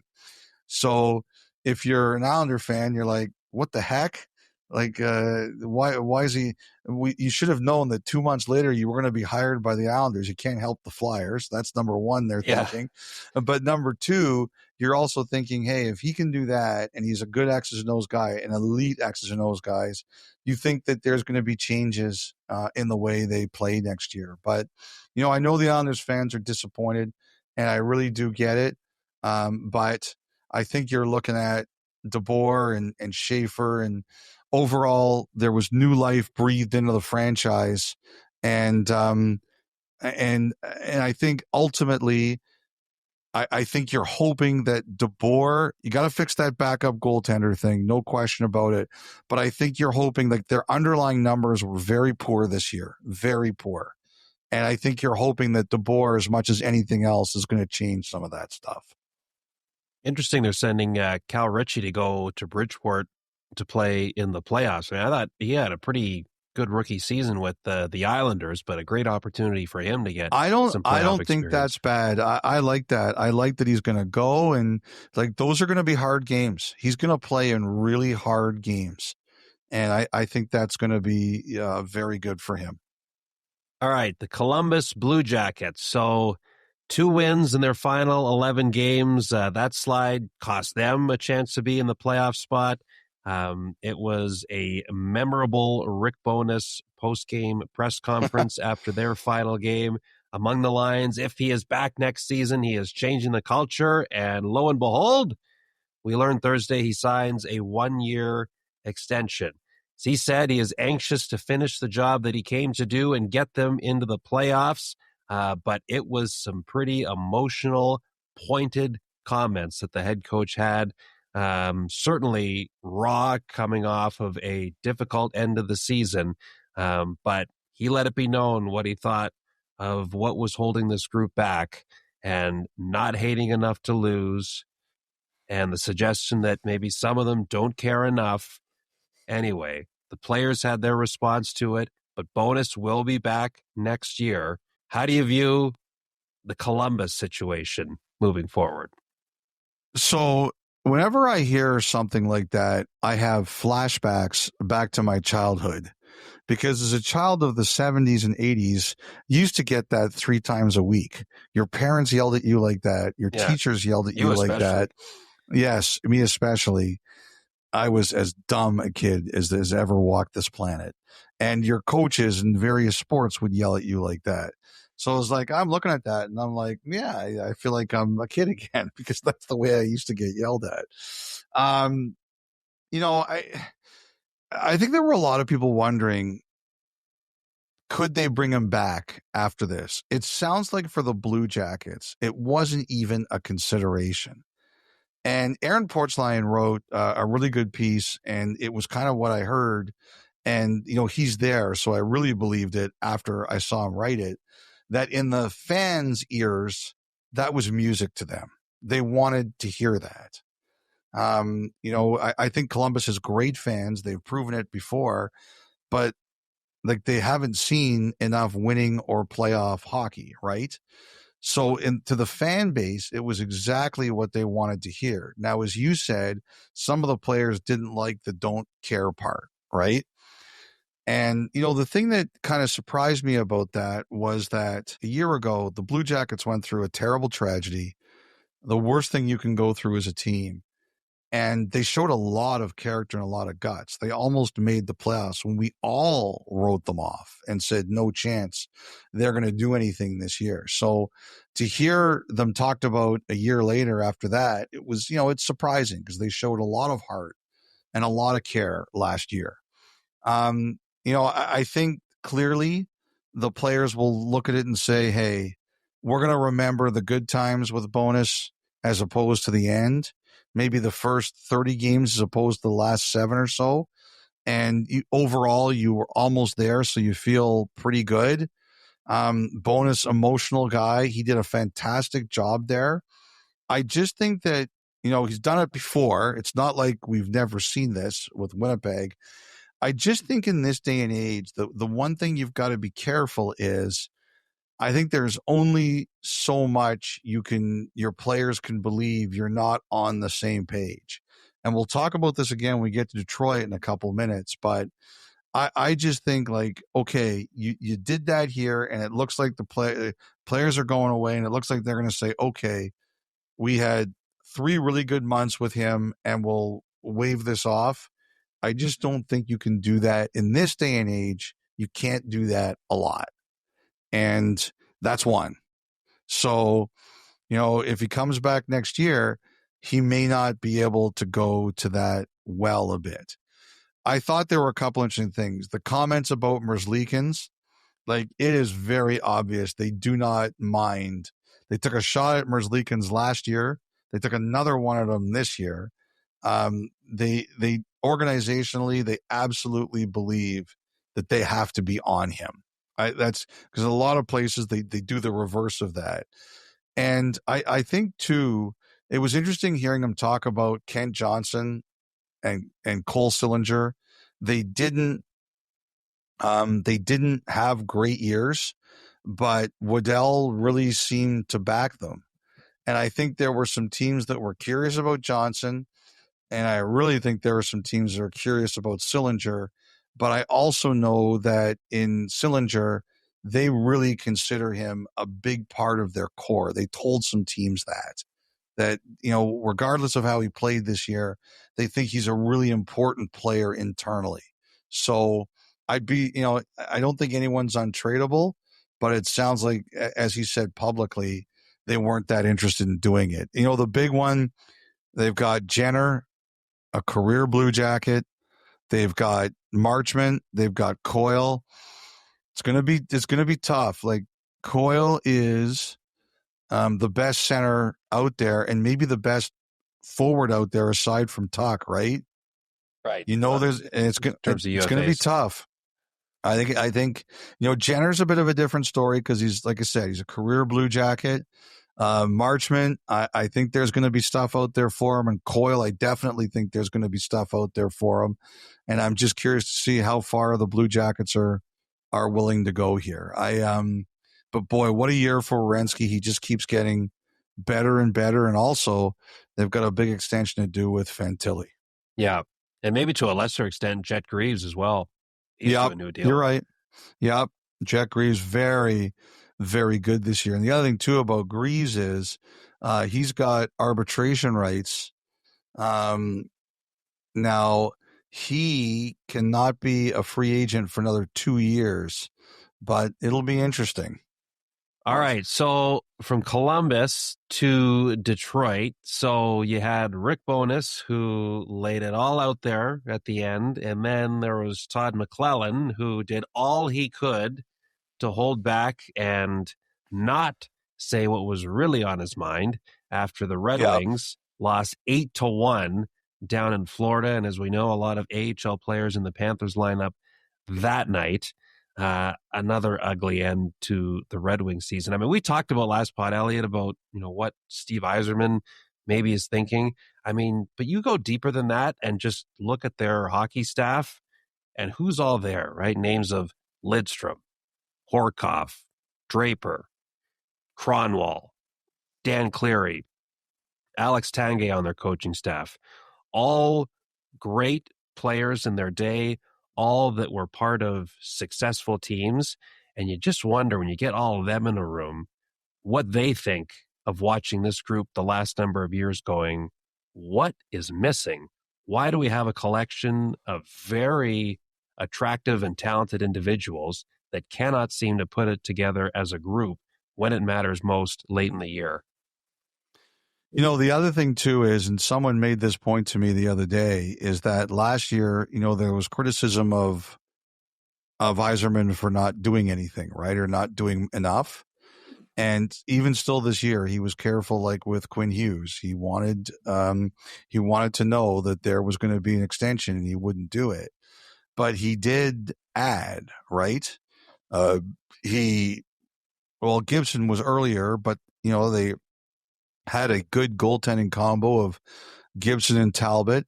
He went out and he had, he was looking at Ekman Larsson, he was looking at Ristolainen, and he got Justin Falk, but he went out and he added, and it'll be interesting to see where that draft pick ends up in the lottery. So he went out and he added guys. He added Perron too, who was a very popular player when he was there before. And so this year, you can't say that he didn't add, right? So you're looking at it and saying last year, well, maybe he didn't get anything. This time he did. So that excuse is kind of taken away. When they were in the middle of it, I'm not always crazy about coaches going hard at players publicly, because I think everybody has to be perceived as being on the same side. When even if you're losing, if you're competing to make it, you have to be rowing in the same direction. But you cannot criticize McLellan at all for his reaction after that game. Like, you're right. He tried to get out of that scrum as quickly as he can. I think it went 45 seconds. And he could have buried them. And you could tell he wanted to bury them, but he didn't. And I give McLellan a lot of credit, because he really could have destroyed them. And he's like, no, I'm not going to do that. The pictures said more than the words there. But, you can say it's a meaningless game, but you still can't do that. Right. And, I've talked about Yzerman and what's he going to do and with his own future. But the number one thing I think they need to do, Kyle, is take a deep breath, because all those guys you mentioned, the way this season ended, particularly that last game, I know how coaches and managers get, and in the moment, you hate everyone and you want to send everyone to the moon. And luckily, you take a deep breath and you'll work on it and you'll figure this out. And the thing is, like, someone asked me, do you think that was Larkin's last game in Detroit? And I was like, you can't do that. And I mean, you can always trade everybody you want to, but you have him signed for 4 more years at $8.7 million. You are not replacing a number one center at that contract. Not in this NHL. You're just not doing it. And the other thing too is, Larkin, in some of the biggest games in the last 2 years at the Four Nations and the Olympics, has been really good. And what I would take that to mean is, okay, maybe he can't do it all himself, but you put him on a good team and he is a really good player. A really good player. And if I was the Red Wings, I'd be looking at that as, he's our captain. He's our number one center. We have to surround him and he will deliver. And I know everybody's frustrated right now and everybody's angry right now, but you would have to show me a trade for that guy that made any sense. Any sense. As a matter of fact, you've got him signed for 5 more years, not 4. You're still not getting him at 5 times 8.7, a number one center. Like, it's just not happening. So continue to grow it. But I'll tell you this right now. I've seen this. Everybody in that organization you do not want to be around those people right now. They all look like McLellan did at the end of that game. Got a manager hate. The most important tools in those roles. Yes. Got a manager hate. All right, one more team to get here in the news segment, the Washington Capitals. So amazingly, They are not going to the playoffs, despite when you sort the league standings 1 through 32, they finished 12th with 95 points. Just one of those bizarre years, Friedge. One of those bizarre years. So yeah, Alex Ovechkin did say, though, on Thursday, he's pretty sure it was not his last game the other night. He hoped that it's not his last game the other night. I suppose, again, until he has the discussions with his family and makes a decision there, we're all going to be left wondering. Beyond that, what should be top of mind for the Caps? Well, first of all, on him, one of the things I've really heard, we've talked a lot about it, about how much he loves having his kids around. He loves still being around the rink and all that matters to him. Someone said to me on Thursday that another thing that people should be aware of is that initially he was crushed by the trade deadline when Karlsson and Dowd got traded. Well, they were pretty good after the deadline. And, you know, we saw the other gigantic Protas brother, right? And I heard he was kind of energized by some of the things he saw. So I think a lot of it's going to come down to, look, the season, as you pointed out the other day, 84 games. It's going to be a longer season. But I think a lot of this is going to come down to how good does he think the team is going to be. And you know what? Cole Hudson, 10 points in his first 14 games as a pro. Like, that's not a bad start at all. Ilya Protas, 4 points in his first 4 games, right? And Logan Thompson had a phenomenal year in goal. I just think that seeing a couple of those guys might, especially those two, I think it might have said to Ovechkin, we got not a bad team here. So I really think that energized him. And I think one of the biggest questions is going to be, how good does he think they're going to be? I think he was energized by that. And does he think he can get through an 84-game season relatively well? He still had 32 goals. Yes. He was still their leading scorer. Well, 1 year later, what does that all look like? Yes. I get it. Totally get it. All right. Time now for the final thought, presented by the Toyota BZ. Elliotte, how's that awards ballot looking here? 5 p.m. Eastern today. It's got to be in. So it's as we talk right now, it's 1:47 a.m. I'm getting closer. I'll get it done in the morning. Yeah. I know I'm going to get a text from Steve Wino. We know you don't have your ballot in yet. Like, where's your ballot? And I'll say, Steve, I've got 8 more hours. Leave me alone. And that's what deadlines are for. Exactly. 8. So much time. Did you send yours in yet? No, I have not. Okay, when are you sending yours in? It'll probably be early in the afternoon. I'm traveling the first part of Friday, heading out to Tampa to do Canadiens Lightning. Oh, you're working Canadiens Lightning. Very excited for that. That's a good series. So I think somewhere over the Midwest on my route to Tampa, I'll be putting the finishing touches on this thing. There's we talked about the names up for the Norris last pod, but as now you're kind of working through the different awards. Other than the Calder, I think didn't have to think too hard about who one was going to be. There's some really fascinating discussions. Do you think there's a chance it could be unanimous for Schaefer? I think there's a chance. I think there's 150 voters or something like that, right? I don't know the exact number. It used to be around there. It's hard to get in this world now 150 people to agree on anything. Is that car black? No, it's navy blue. You get 2 people arguing over the color of a car. They can't agree. So yeah, it's really difficult, but I think it's possible, but I do think that's going to be the most lopsided one. Yes. So I'm looking at here's the two ones I'm really battling with. So the Norris, obviously, and every year I look at when I say, boy, when these become public, and they should be a public 100%. I'm glad they are.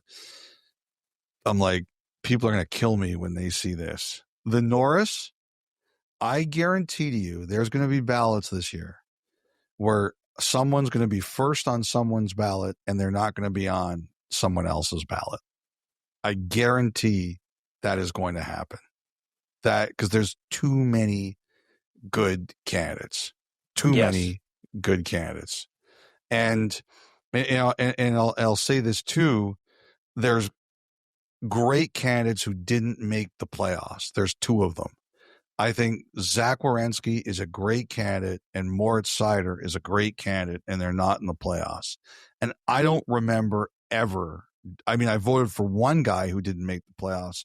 I don't know if I've ever voted for two guys who didn't make the playoffs. And right now, as we're sitting here, 15 hours before the ballots are due, both of those guys are on my ballot. And so I think the D vote is going to be all over the place. What do you think about your Norris? It's ever evolving. And Seider was the one for me. I mean, he's not going to be at the top, but one where you watched him throughout the year and thought, really good player, obviously eats a ton of minutes, right shot, like everything that would excite you as a Red Wings fan, as a hockey fan.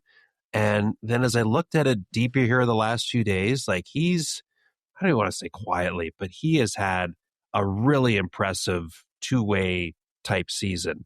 And that, of course, all factors 100%. Into when you're trying to figure this out. So as I was kind of going into this, I mean, Seider was maybe a guy who I thought, great season, but with so many candidates, maybe he's not in my top five. So now I'm going, man, even though Detroit is not playoff bound, I'm really having a difficult time not having him appear somewhere on my ballot. I think in no particular order, I think those two guys, Bouchard, Makar, Heiskanen, McAvoy, who am I missing? I know I'm missing guys. Dahlin. Well, Dahlin, I've said, is my guy. Yeah. We talked about leaving Lane Hudson. Maybe Lane there Hudson, isn't the same things defensively, but he changes games, man. Yes, exactly. And it's not, if I'm saying that, I'm not saying, oh, he can't defend. I'm not suggesting that at all. But again, just second full season in the NHL for him. So he's going to be, if he's not a finalist this year, he's going to be all over it for many years to come. Yeah. Like I said, there are definitely going to be guys this year that are going to be first on some ballots and not on other people's ballots, which is going to make us at times look like gigantic morons in this year's voting. They're going to be like, how could Bukauskas vote this guy number one and Elliotte not have him on his ballot? Well, that's because Kyle's dumb. But there's going to be other examples. Yeah, that's an easy solution. Or it's like Spaceballs. Explanation. Yes. Evil always wins because good is dumb. That's right. Yes. Thank you. It's been a few episodes since we got a Spaceballs reference in. Well, they're making a new one, so there's going to be lots more of them. Now, what is your hard ballot look like? Oh gosh. It's well, in no particular order. Celebrini's going to be there. McDavid's going to be there. Kucherov's going to be there. I can't not have Nathan McKinnon there. 100%. And I mean, I think the top beyond that, three. I think a lot of people have those 3, 1, 2, and 3. I think in some particular order. So I'll say this is I have Celebrini in my top 3. And so we were joking earlier in the pod, like that stat about Celebrini as a 19-year-old, just breaking Gretzky's record for most percentage of involvement in a team's goals, 49.8%. He won the team scoring title by 60 points. Like and they almost made, like they were in the playoff race until the last week, right? I'm sorry. Like, I'm not, like, he's not number one. I think you have to make the playoffs, especially when there's other candidates who did. But I'm sorry. He's in my top 3, and I'm not apologizing for this. The one thing so when Amber, as we said earlier, he said to me, "Do you watch hockey?" He's like, "Wait a sec. Who are you going to have?" Because you vote for 5 for both Norris and this, but you only have 3 that obviously get named as finalists. He says, so which of these guys, Kucherov, McDavid, and McKinnon, is not going to be a finalist? And I'm like, I don't know yet. And he's like, you're going to look like a complete idiot. And I said, yes, I might be, but I don't care. Celebrini is going in my top 3. He just is. Yeah, I don't think, I don't have any problem with that. And I don't think many should either, for all the things you just mentioned. Again, you go back to the description of that award and the criteria. It all makes sense, even if he's not playoff bound with the Sharks. I will say, if the Islanders had got in, Sorokin was going on my ballot. Yeah, I agree with you. Schaefer and/or Sorokin. Like, the thing is, too, is like, I don't have a Vezina vote because that's the GMs, but we have to do our 3 all-star team goalies.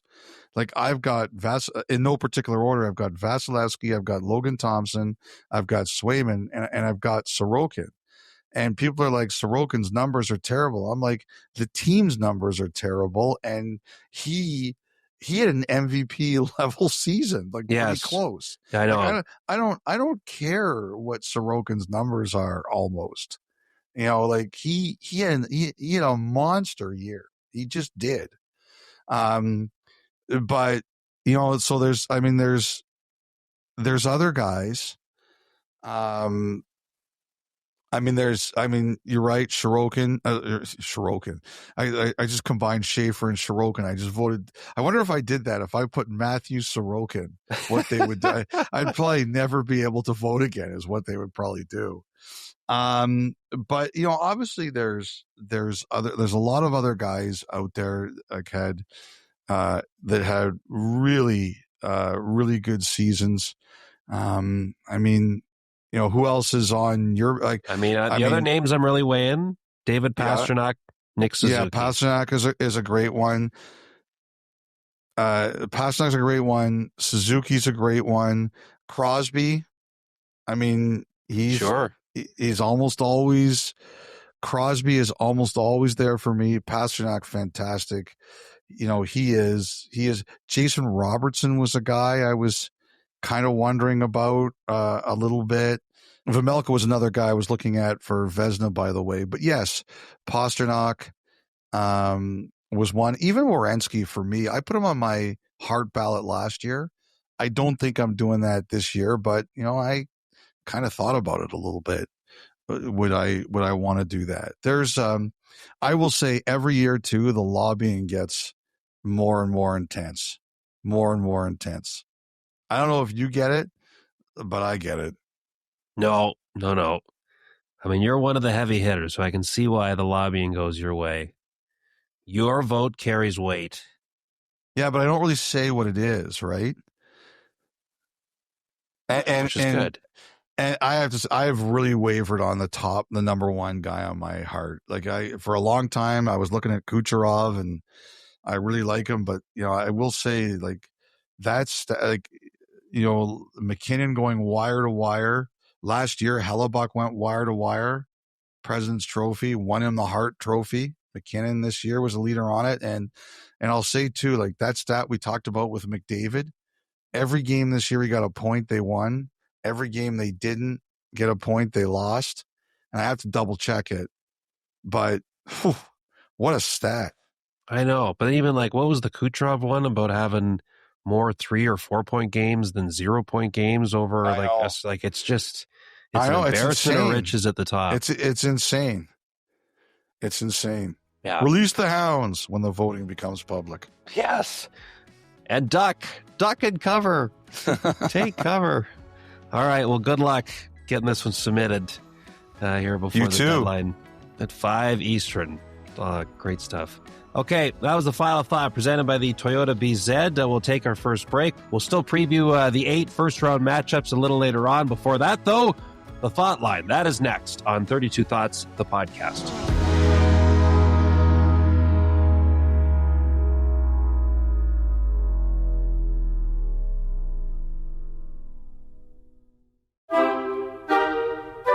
All right, welcome back. Brand new edition, quickie edition of the Thoughtline here as we make our way through this monster pod setting you up for the Stanley Cup playoffs. Elliotte, I know we said a few weeks ago, and I was fully on board with the idea of maybe toning down the raccoon content ever so slightly. However, did we find at least one thing you and Robert F. Kennedy may have in common this week? People sent me that story. I had at least 100 people who sent me that story. We're not going to... If you want to go search it, go do it yourself. Yes. Because I'm not sure what the Rogers editorial standards are for this kind of conversation. But I had about 100 people send me that story. And a bunch of them said to me, like, do you support this behavior or not?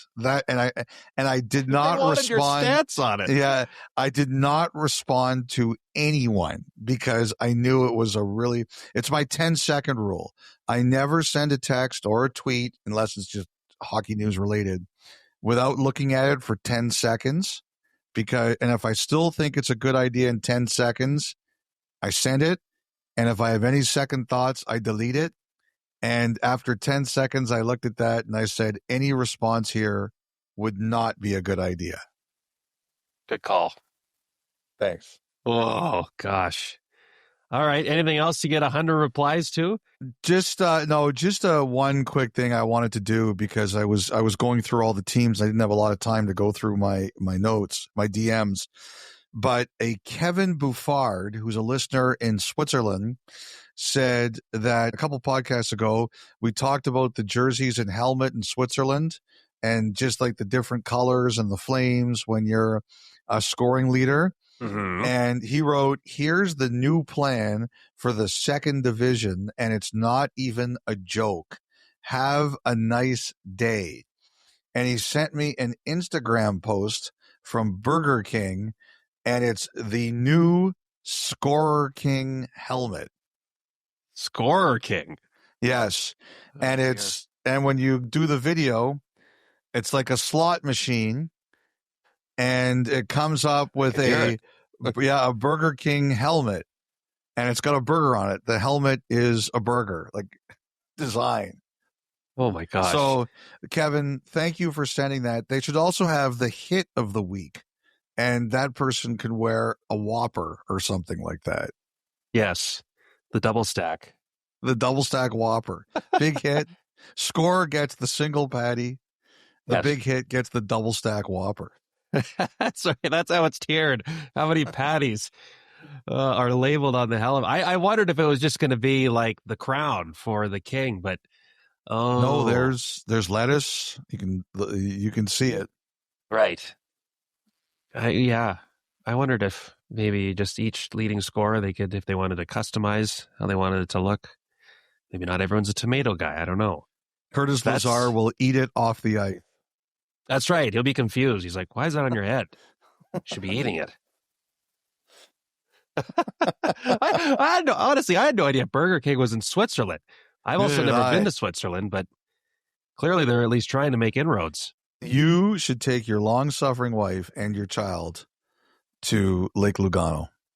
Oh, all right. Writing that down. Actually, your timing is impeccable with that, so thank you for the recommendation. Oh, you're going over summer vacation plans? Yeah, we're looking at options, that's all. Good luck. All right, here we go. Eric from the Åland Islands, which is according to Eric, Swedish-speaking part of Finland. Oh, wow. Elliotte, Kyle, and Dom. I'm writing in today for one very noble reason, to defend goaltenders and to publicly shame shooters who miss the net. What sends me over the edge is when a puck hits the post and the call is, he beat the goalie, just rang it off the post. No, The goalie was not beaten. The shooter failed. And yet the goalie's reputation takes a hit while the shooter gets poetic praise. This bothers me wildly out of proportion. And yes, I yell at my TV when it happens, not out of joy, out of principle. I get why the phrase exists. It sounds good. It feels close. It implies danger. But right now, goalies are being robbed of their small, quiet victories while shooters who miss the net are being congratulated for imaginary success. This injustice must end. We need accountability. We need commentators to say what actually happened. A great shot that just missed, or he had the goalie beaten in theory, but not in reality. I am formally calling for my linguistic correction for the sake of truth, goalie mental health, and my blood pressure during a random Flyers game. Thank you for your time and for giving voice to hockey fans whose passion occasionally defeats their common sense. I'll save the discussion about whether a post should count as a shot on goal for another day. Wow. Eric may be claiming his real name is Eric, but I know that he is Tom Barrasso in the Witness Protection Program. Yes, that's right. Tom Barrasso's famous quote when talked about a couple shots that hit the post. Oh, so you want me to stop the ones that aren't going in too? Yes, exactly. And as Craig Simpson likes to remind us, the Grant Fuhr line, it's all I gave you. I thought that's where Eric was going to go, actually. Eric, I will try to squeeze it in at some point in the playoffs. He hit the post because that's all Dobish would give him. There you go. All right, so we got a couple of notes on this, Elliotte, including from Caden from Armstrong, BC, and I thought it'd be worth doing as we are now on the precipice of the playoffs, just refreshing our audience of playoff salary cap, what that means, how teams go about being compliant, is there roster limitations in terms of how many players are available to dress on a given night, how will it all work come night one of the playoffs under the new rules? It's very simple. And thank you, Caden, and all of those who submitted it, because it's a good thing to remember. Your dressed roster, the 18 skaters and the 2 goalies, must be under the salary cap, which is 95.5. Okay? Mm-hmm. So that is the way that it works. And there is an app. And with this app, you have to enter your roster into the app, and it will approve it or not. It will not approve your roster if you're over the cap. Now, as far as I understand it, there are no teams that had to worry about it this year, except if the Islanders had gotten in and some of their injured players had come back. They were the one team that I think was going to have potentially challenges. But from what we understand, I don't think anyone's going to have a problem with this. But that is how it works.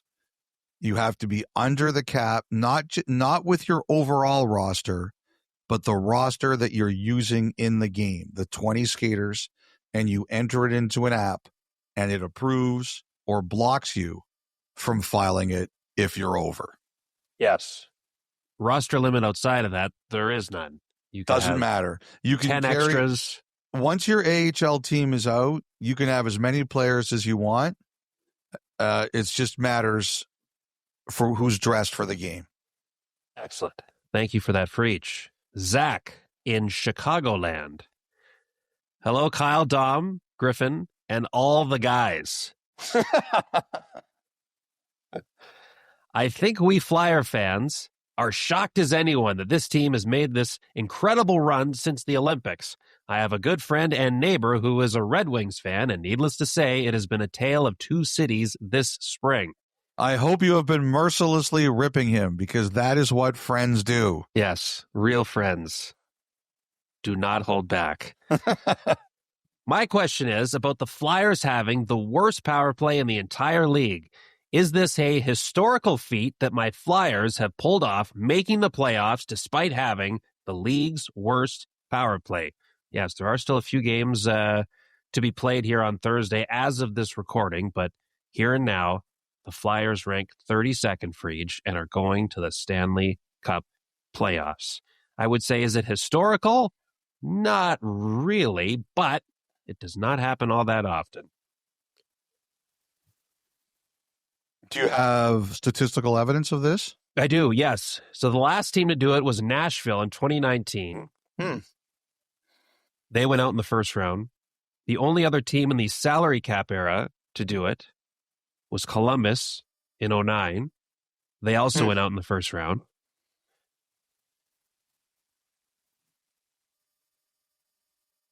What's interesting, though, is that generally,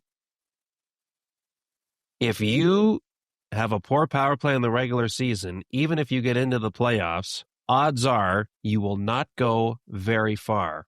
However, unless you are the 79-80 Philadelphia Flyers, they got to the Stanley Cup final and lost with the league's worst power play, or the 2002-2003 New Jersey Devils, who we know won the Stanley Cup that year, despite having the league's worst power play that regular season. But I suppose in that era of hockey, with Martin Brodeur in goal, your power play could be 0, and you'd still have a great chance at winning.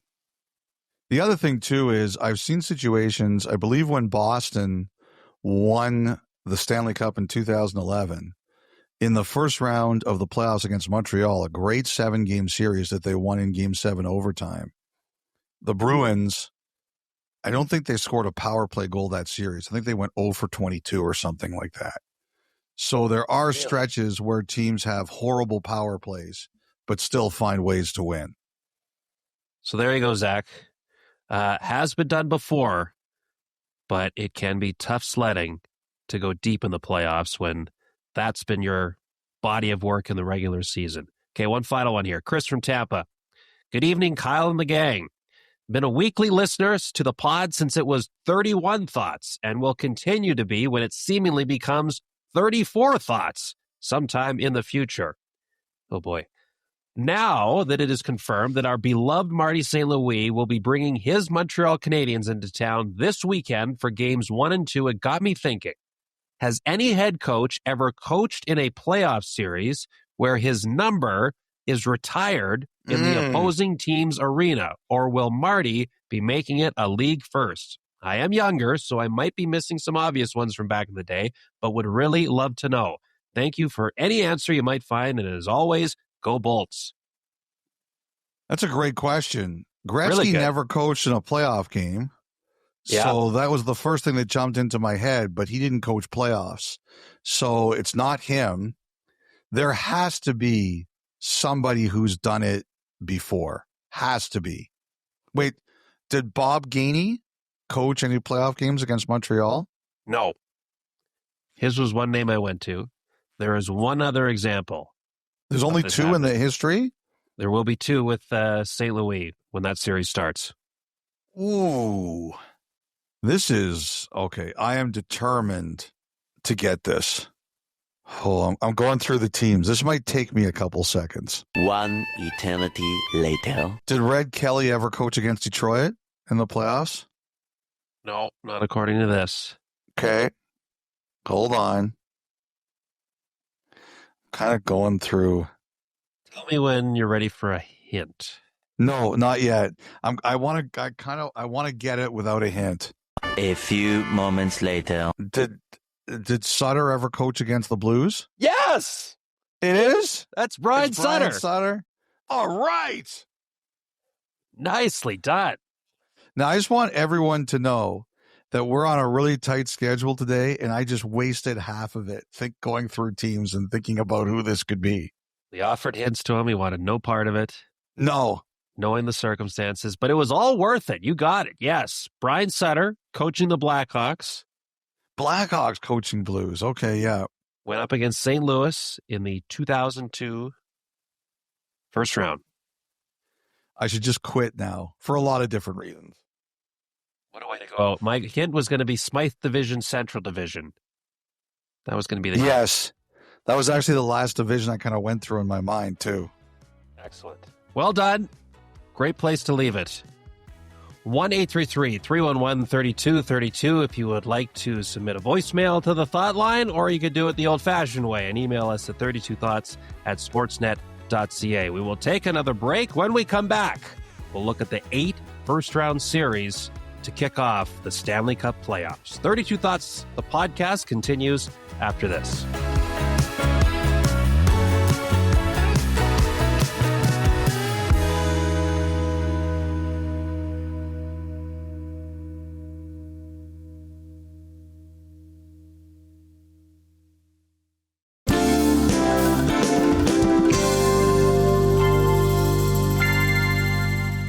All right, welcome back. We promised this was going to be a longer pod. It certainly has been for those that are still sticking around. What else do you got going on in your life right now? Clearly not very much, but we are grateful you are still here. We do appreciate it. Yes. All right, so let's get to it now. The good stuff, the Stanley Cup Playoffs. It begins tomorrow, Elliotte. We got 3 games on Saturday, and we'll just go through each series kind of in the order in which they appears. By the way, 2:30 Eastern, our pregame show will be on the air on Sportsnet, setting up Game 1 of the Ottawa Senators and the Carolina Hurricanes a little after 3 Eastern. So, Elliotte, when I think about this one from the Senators' perspective, last year, Battle of Ontario, they go into Toronto those first 2 games. I think they were a little overwhelmed. I think they were a little bit starry-eyed in terms of what that playoff atmosphere looked like and felt like. A lot of them experienced it for the first times in their careers. Had they not taken 2 games to kind of get into that series, maybe the outcome is different. If they want to make the Hurricanes uncomfortable here as they go on the road to begin this series as well, they've got to be ready right from the jump to try to push back against what Carolina is going to throw at them. So I think this is going to be a fantastic first-round series. I really like it. I like the matchup. I like everything about it. The only thing I don't like about it is the time it starts. Like, come on, there's one Canadian team playing on Saturday. Put them on at 7:00. Anyway, you can talk about goaltending in all these series, Kyle. But I think it's massive here. Ullmark and Anderson, who's better? I think that's going to be a huge factor. Number one, we know the way Carolina is going to play. They're going to pressure you. Can Ottawa withstand that pressure? Can they get the puck out of their zone cleanly? Do they win the battles in their own end? If they do, they're in good shape. If they don't, they're going to get buried. I agree with you completely. That was one of the things, I went up to Ottawa on Tuesday, and I did a bunch of interviews with the Senators, and they were great. Like those guys were fantastic to talk to. But one of the things they all talked about was what you said. Like last year, they were overwhelmed. They were just happy to be there. And the next thing you know, they're down 3-0. The other thing, Kyle, is they've basically been playing playoff games for 3 months. So I think they almost look at it as, okay, we got a breather. They finished their schedule pretty early. They could rest. And I just think that a lot of these Ottawa guys, they're going to be ready to play. And you take a look at Tkachuk, you take a look at Sanderson. They just played massive games at the Olympics this year. They won gold medals. I think they're like, okay, it's a bit longer now, but we can tell you when you're playing in those high pressure games, and this is the word they both use, it's fun. When you're going well and you realize you have a chance to win, it's fun, and they will do what they can to get this team in that mind.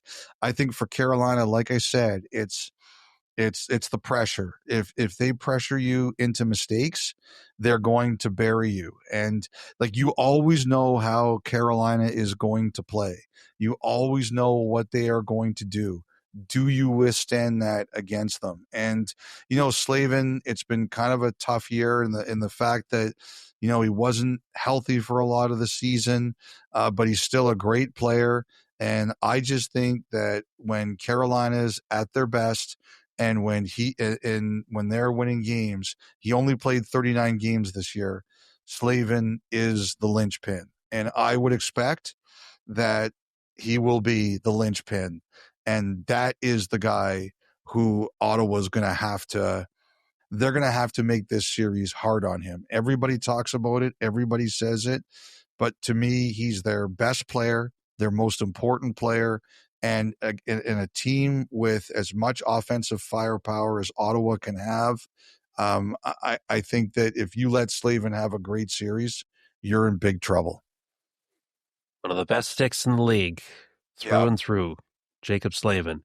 All right, so that kicks things off on Saturday at 5:30 Eastern, 2:30 Pacific time, the Minnesota Wild and the Dallas Stars. So that's one where you looked at and say, gosh, that could be a Stanley Cup final type matchup with how good of a regular season both those teams have had. At some point here, Minnesota has to be thinking, when are we going to be much more than a one-and-done playoff team? It has followed much of their history of the organization. They got the big swing to land Quinn Hughes, but the Dallas Stars are also a group that have done a lot of winning in the playoffs here the last number of years as well. Feels like a bit of a pick-em. What's your read on this heavyweight matchup right out of the gate? It's definitely a pick 'em, but the thing is that there's a lot of guys on Dallas here who've beaten Minnesota before and multiple times. And so I think that that's one thing that the Wild are going to have to deal with, is that this is a Dallas team that feels like it can beat them. Now, the Wild are very confident. When you look at them, they've got swagger. Guerin likes swagger, and they've got swagger. Dallas is starting this series hurt. Hintz is not going to start it. We'll see about Heiskanen.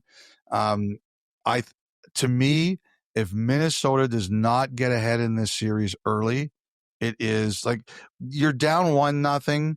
Okay. But the more Dallas gets healthy, the more they fall behind or stay behind.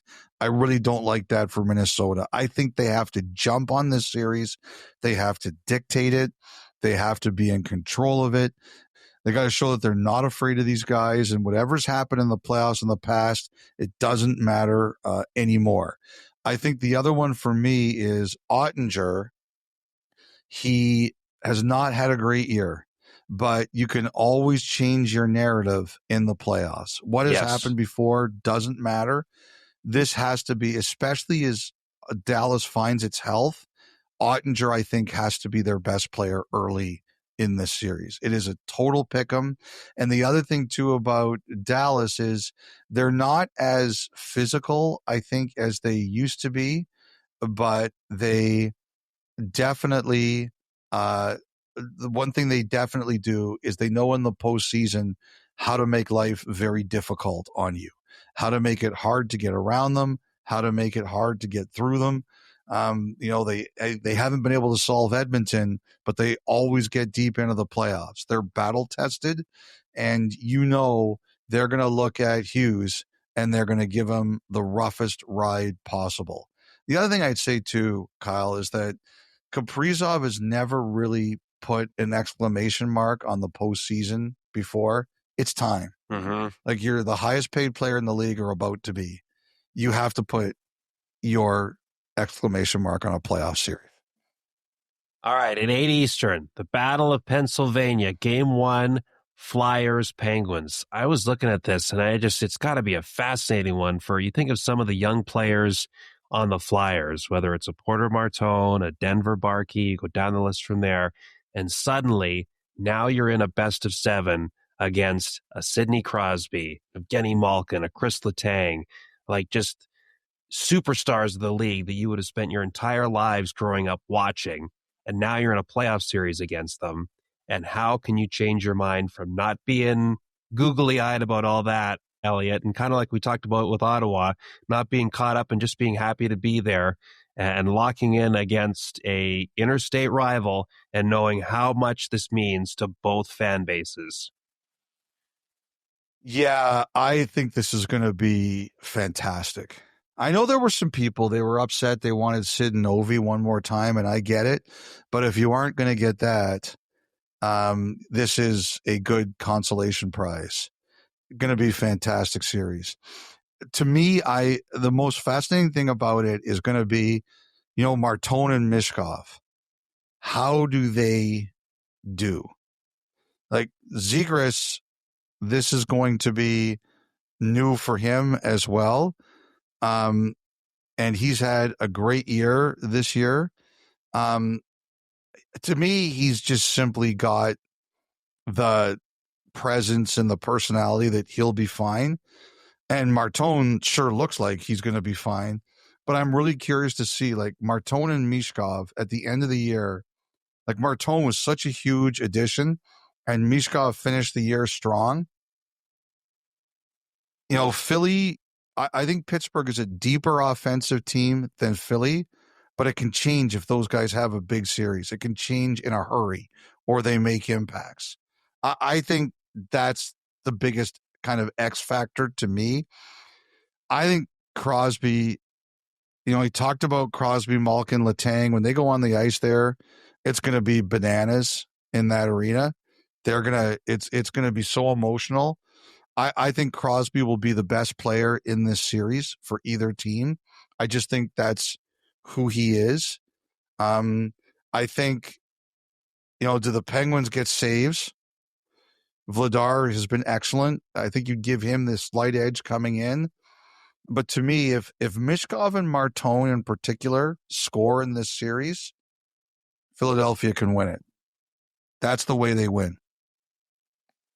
That's going to be, I like vivid memories. The last time they would have met was in 2012, right? I think. Yeah, I believe so. Yes. That was a nasty series. And of course, different era and the franchises are both, in different places than they are now. But it's been long enough before we get another one.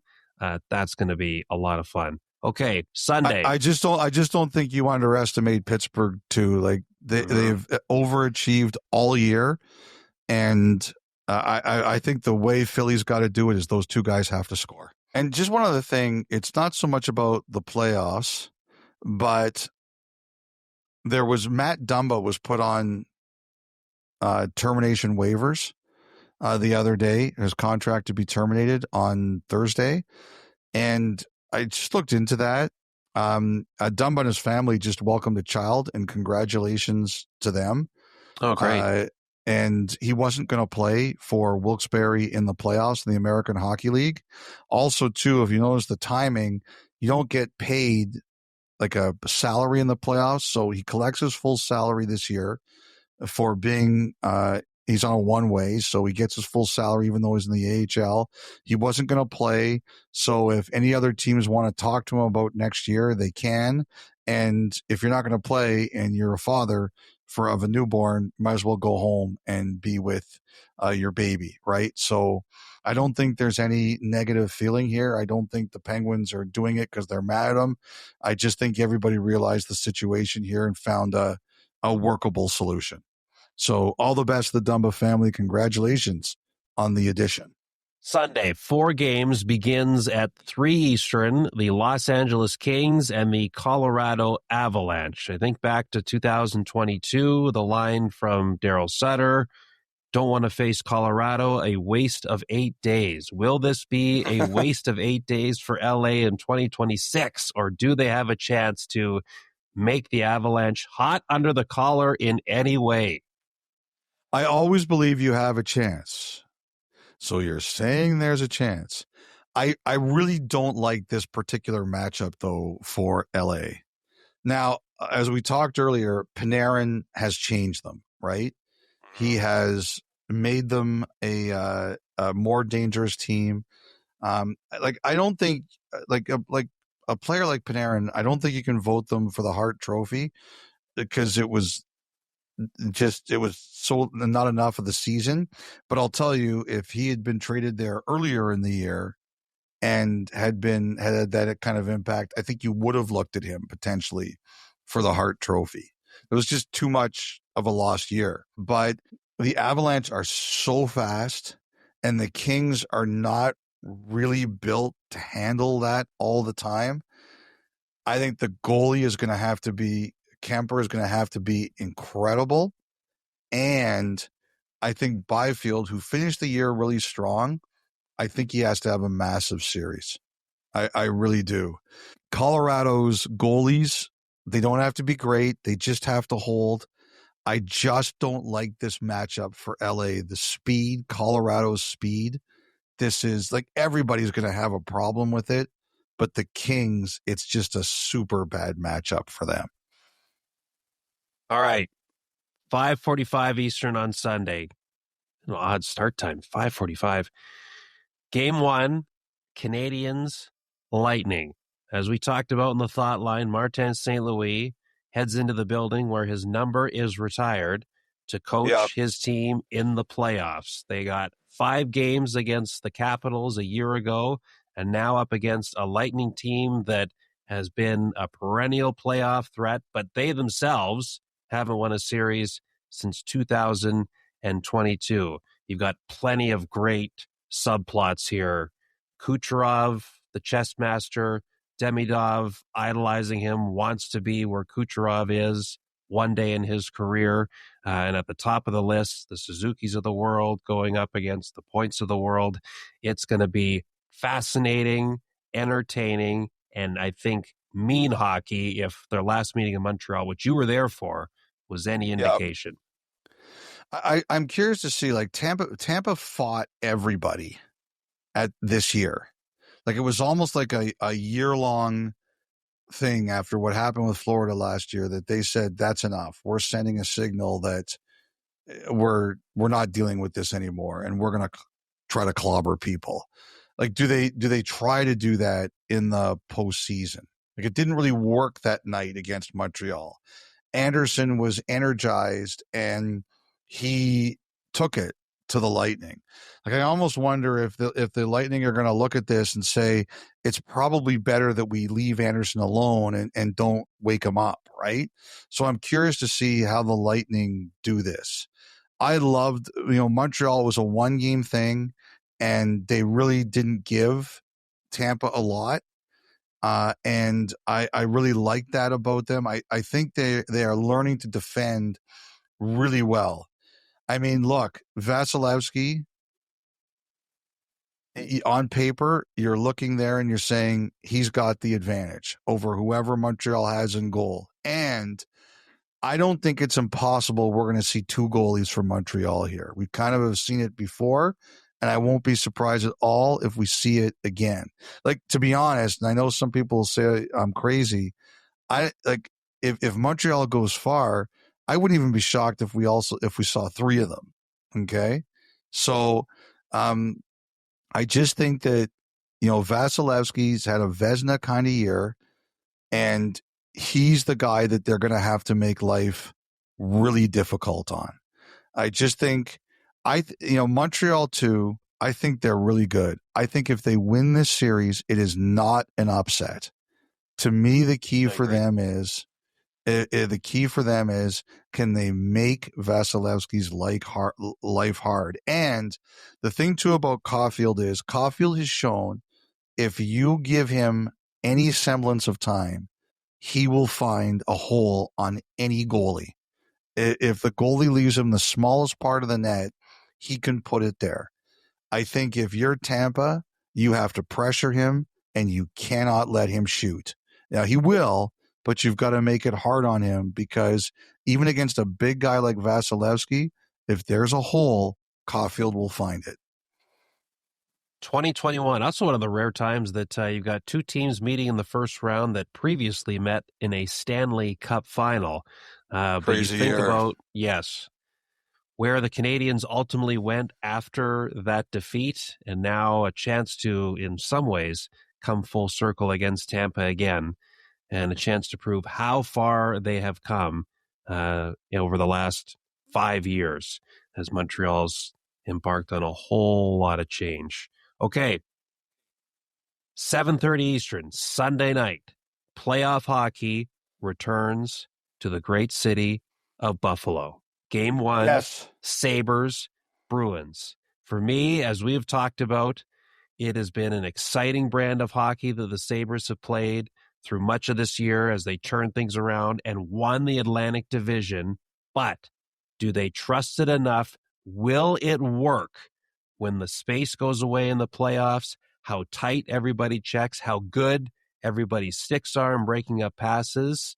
Can the Sabres brand of hockey that got them this point, how much of it will work come playoff time against a team like Boston? Yeah, so we talked earlier about Ottawa, and last year they were just happy to be there. That's the number one thing Buffalo has to do, is they have to be ready to play. As you said, the building's going to be rocking, but you can't just be happy to be there. You have to be on your toes and ready to go. That's the number one thing. Boston missed the playoffs last year, but they have a lot of guys in Swayman, McAvoy, and Pasternak, obviously, that they've played these games before. They will know what it's take to be ready. So number one, Sabres, be ready to start. That's a big one. I think Swayman, he is another guy that had a Vezina caliber year. Nobody will be surprised if Swayman's one of the three finalists. So you look at that advantage. But I think the Sabres have a deeper roster and a more dangerous offensive roster. I think they are the better team, 1-23, but I think the Bruins have the advantage in goal, and they do have the advantage of experience. But look, to me, if Tage Thompson comes out like Tage Thompson, that's a big, big problem for Buffalo. If Alex Tuch comes out like Alex Tuch, that's a big problem for Boston. Like, I think Suzuki's going to win the Selke this year, but I have Tuch very high on my ballot. And if Tuch has, obviously they don't have a deal yet. There's still a bit of a difference. If Alex Tuch comes out and has a great two-way playoff, he'll get what he wants, whether it's from Buffalo, and I would say likely from Buffalo or somewhere else. It's a big moment for Tuch, for the team thing and for the personal thing. I think Tuch comes out and has a big playoff. Can't wait to see a playoff game at that barn once again on Sunday night. Yeah. Okay, late Sunday. Bonkers. Yeah, so good. Late Sunday, 10 Eastern, 7 Pacific time, Game 1, the Vegas Golden Knights and the Utah Mammoth. Now, Vegas has been starting to go under John Tortorella, finished the year great, wrapped up the Pacific Division. Utah been all kinds of exciting, especially down to the stretch. Their first taste of playoffs, really as a franchise, of course, since they relocated to Salt Lake City. How do you put your finger on this first round matchup? So I think this is an interesting stylistic one because number one, Utah's fast, right? Mm-hmm. And this is also a team that's going to be playing their first playoff game, right? So the same thing goes to a lot of their guys. It's going to be their first opportunity. The thing about Utah is they're fast, and Vegas is the kind of team, like, I've never thought that Vegas really skated quick all the time, but they play fast because they move the puck very well. And when they're at their best, they're really well structured. And you guys were always in the right space. So when I see Vegas, I see a team that at least will be prepared to say, okay, here's what Utah does, and here's how quick they move. This is how we're going to slow them down, or this is how we're going to counter that. And when they've been at their best, they play against that extremely well. They even know how to handle the fast teams, even though they're not always as quick as them. So that's the number one thing I'm looking at, Kyle, is does Vegas still have the same great positional and team play that they've shown in the playoffs the past to handle teams that are quicker than they are? Number two, I mean, look, until recently, Vegas's big problem was they couldn't get saves. Like, Vejmelka's been really good this year for Utah. They believe in him. If Vegas gets leaky again in goal, that's going to be a big problem. So I just look at it and I say, I'd expect Vegas to have a plan to slow them down, but you can have the best plan in the world. If you can't get saves, it's not going to matter. I think, too, that you go back to that whole notion of always have a chance to rewrite your narrative come the playoff. Like, you can change what was a difficult regular season with a great playoff. For me, that's Tomas Hertl for Vegas, yes. The opportunity there. Almost 6 weeks of the last regular season without scoring a goal, but don't matter now. Everybody's back to Doesn't zero. matter now. Everybody's It's back all to new. zero. And this Vegas team, like I don't want to say they flicked the switch back on, but I think they, unfortunately, they needed a change. They made the change, and it looks like everybody's responded. All right. And finally, on Monday night, the Anaheim Ducks and the Edmonton Oilers at 10 Eastern, 8 Mountain Time. That'll be on Sportsnet and CBC. So, by the way, great play by Oilers admin with the image they put out, the stock photo that can be applied to almost any scenario in life nowadays of the guy and the girl holding hands and the guy turning his back to the other girl catching his attention. Yes, for so many years. And there was a scenario on Thursday night that it could have been round 5 in a row of Oilers versus Kings, but in the end, it is the Oilers and the Ducks. A lot of offensive firepower, a lot of youthful exuberance from the Anaheim side. This could be goals galore in this series, Elliotte. Yeah, it's I'm really looking forward to it. This is going to be the blink if you missed it series. You know, they're going to play up and down. I'll say this too. Like, I don't know when Draisaitl's going to show up here, but did you watch the video of him skating the other day? He didn't look too bad. He didn't look too bad at all. Now, Anaheim was leaking as we came down the stretch, but you know, you said it again. That's all over now. Like, you're in, right? You know, breathe. They got a lot of young players. You know, I think Jackson Lacombe, you know, he's going to have to be one of their best players. He already is, but I think he's going to have a massive series for Anaheim here. I think he's going to have to be very, very good for them. Anaheim's got a lot of scoring. Like, they can. You always wonder how a team is going to handle the playoffs the first time they play in it. But the one thing you look up at them is you don't think they should have a problem scoring. And go back to the Olympics, and you remember my fears about Dostal, right? Like, this isn't one game. This is 4 out of 7. But that guy terrifies me. Plug your ears, does. Oilers fans. Like, if I was Joel Quenneville, I'd be going out there saying, guys, this is your first playoff series. 7 games from now, I don't want anybody saying I didn't bring my best. Like, this is you're playing with house money. Go out there and just play. And you know, the other guy too, like Seneca in a playoff series, what's he going to be like? And they have those 2 guys on the blue line, Trouba and Gudish. You know, those guys are physical, dangerous players, and we'll see what happens. You know, the thing with Edmonton this year, Ingram has grabbed the net. He's their guy right now. And the one thing he shows is that he really battles. And that's what Edmonton needs. Edmonton's had a pretty hard year. There's been a lot of things that have gone on. But the one thing I really believe about them is they've had hard years the last couple of years, and they've always gotten to the final. And they find a way at this time of year, and they've gotten really good at shaking off losses and just like, this is what we need to do to get there, and we get there, except for obviously the final hurdle. This has been another year of craziness. I think we're going to see them get to a new level. You know, like I said, I watched Draisaitl skating. I don't know what this is going to look like, but he looked like he was pretty good. Hyman is back. I think the Dickinson one, I don't like to guess on injuries, particularly this time of year, but the way they're talking about it, it's kind of one of those things where, like, it's almost like, I'm hurt anyway. I just want to play. Can I play? Like, is that the way it's going to go?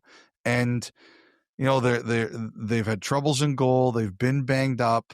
But the thing about the Oilers to me is they're battle tested. And when the puck drops, they'll be ready to go. I just think there's too much maturity there, too much understanding of what this takes. And no matter how crazy their regular season's been, and this year it's been pretty crazy at times, they brought back Paul Coffey back after initially saying they weren't going to do it. I just think when the puck drops, they'll be ready to go. They have, to your point, the last 2 years shown a penchant for getting stronger as the playoffs go on. Yeah. Now try to do it for a third time. So you're going to be in studio like every night along the way here, or how's this all going to look for you?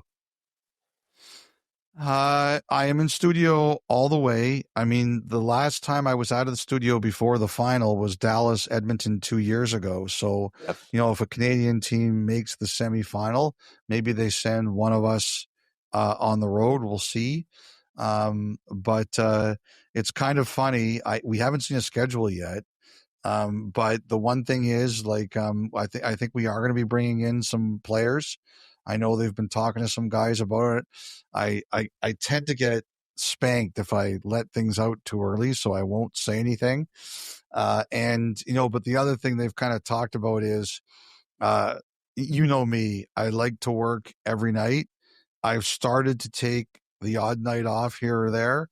I think they're like, we want to keep you guys fresh, so there's going to be some double headers where you don't work both games. And I don't always like that, but Kyle, for the first time in my career, I am trying to be a good teammate. So if my name is called, I will acquiesce. I can almost hear the gritting of your teeth as you said that.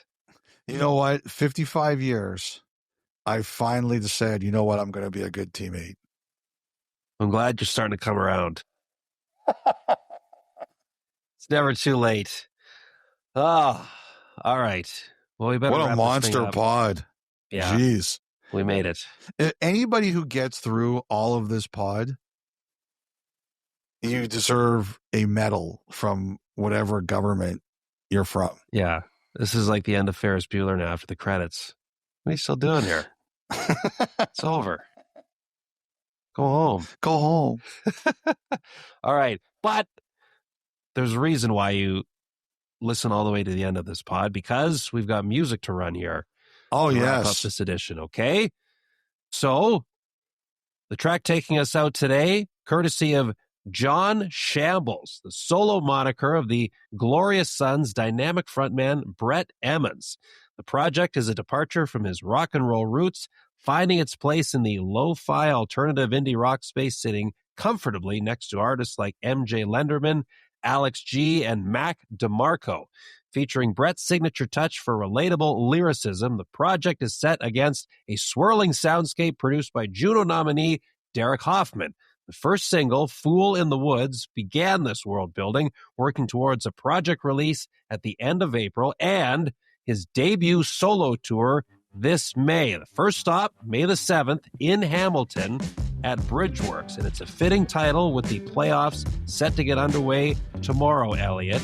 This is Back on the Gas by John Shambles on 32 Thoughts, the podcast. Talk to you Monday. Back on the gas, chopping it up. Birds are chirping, I want them to stop. Howling at the moon, but only in my head. Hanging out with people that I left for dead.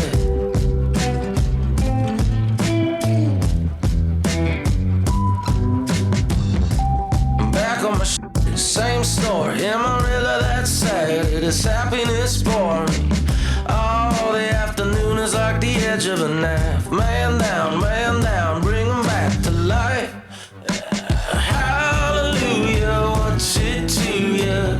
La-di-da-di-da-di-da-di-da-di-da. Back in this town, back in this bar.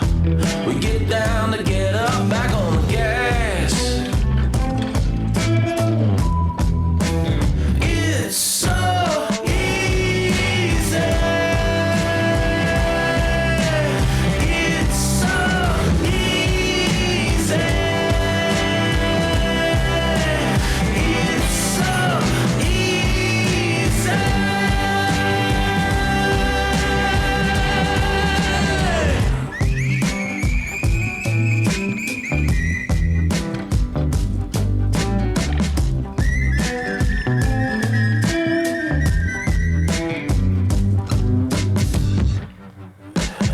Hallelujah, what's it to you? La-di-da-di-da-di-da-di-da-di-da. Back in this town, back in this bar. We get down to get up, back on the back,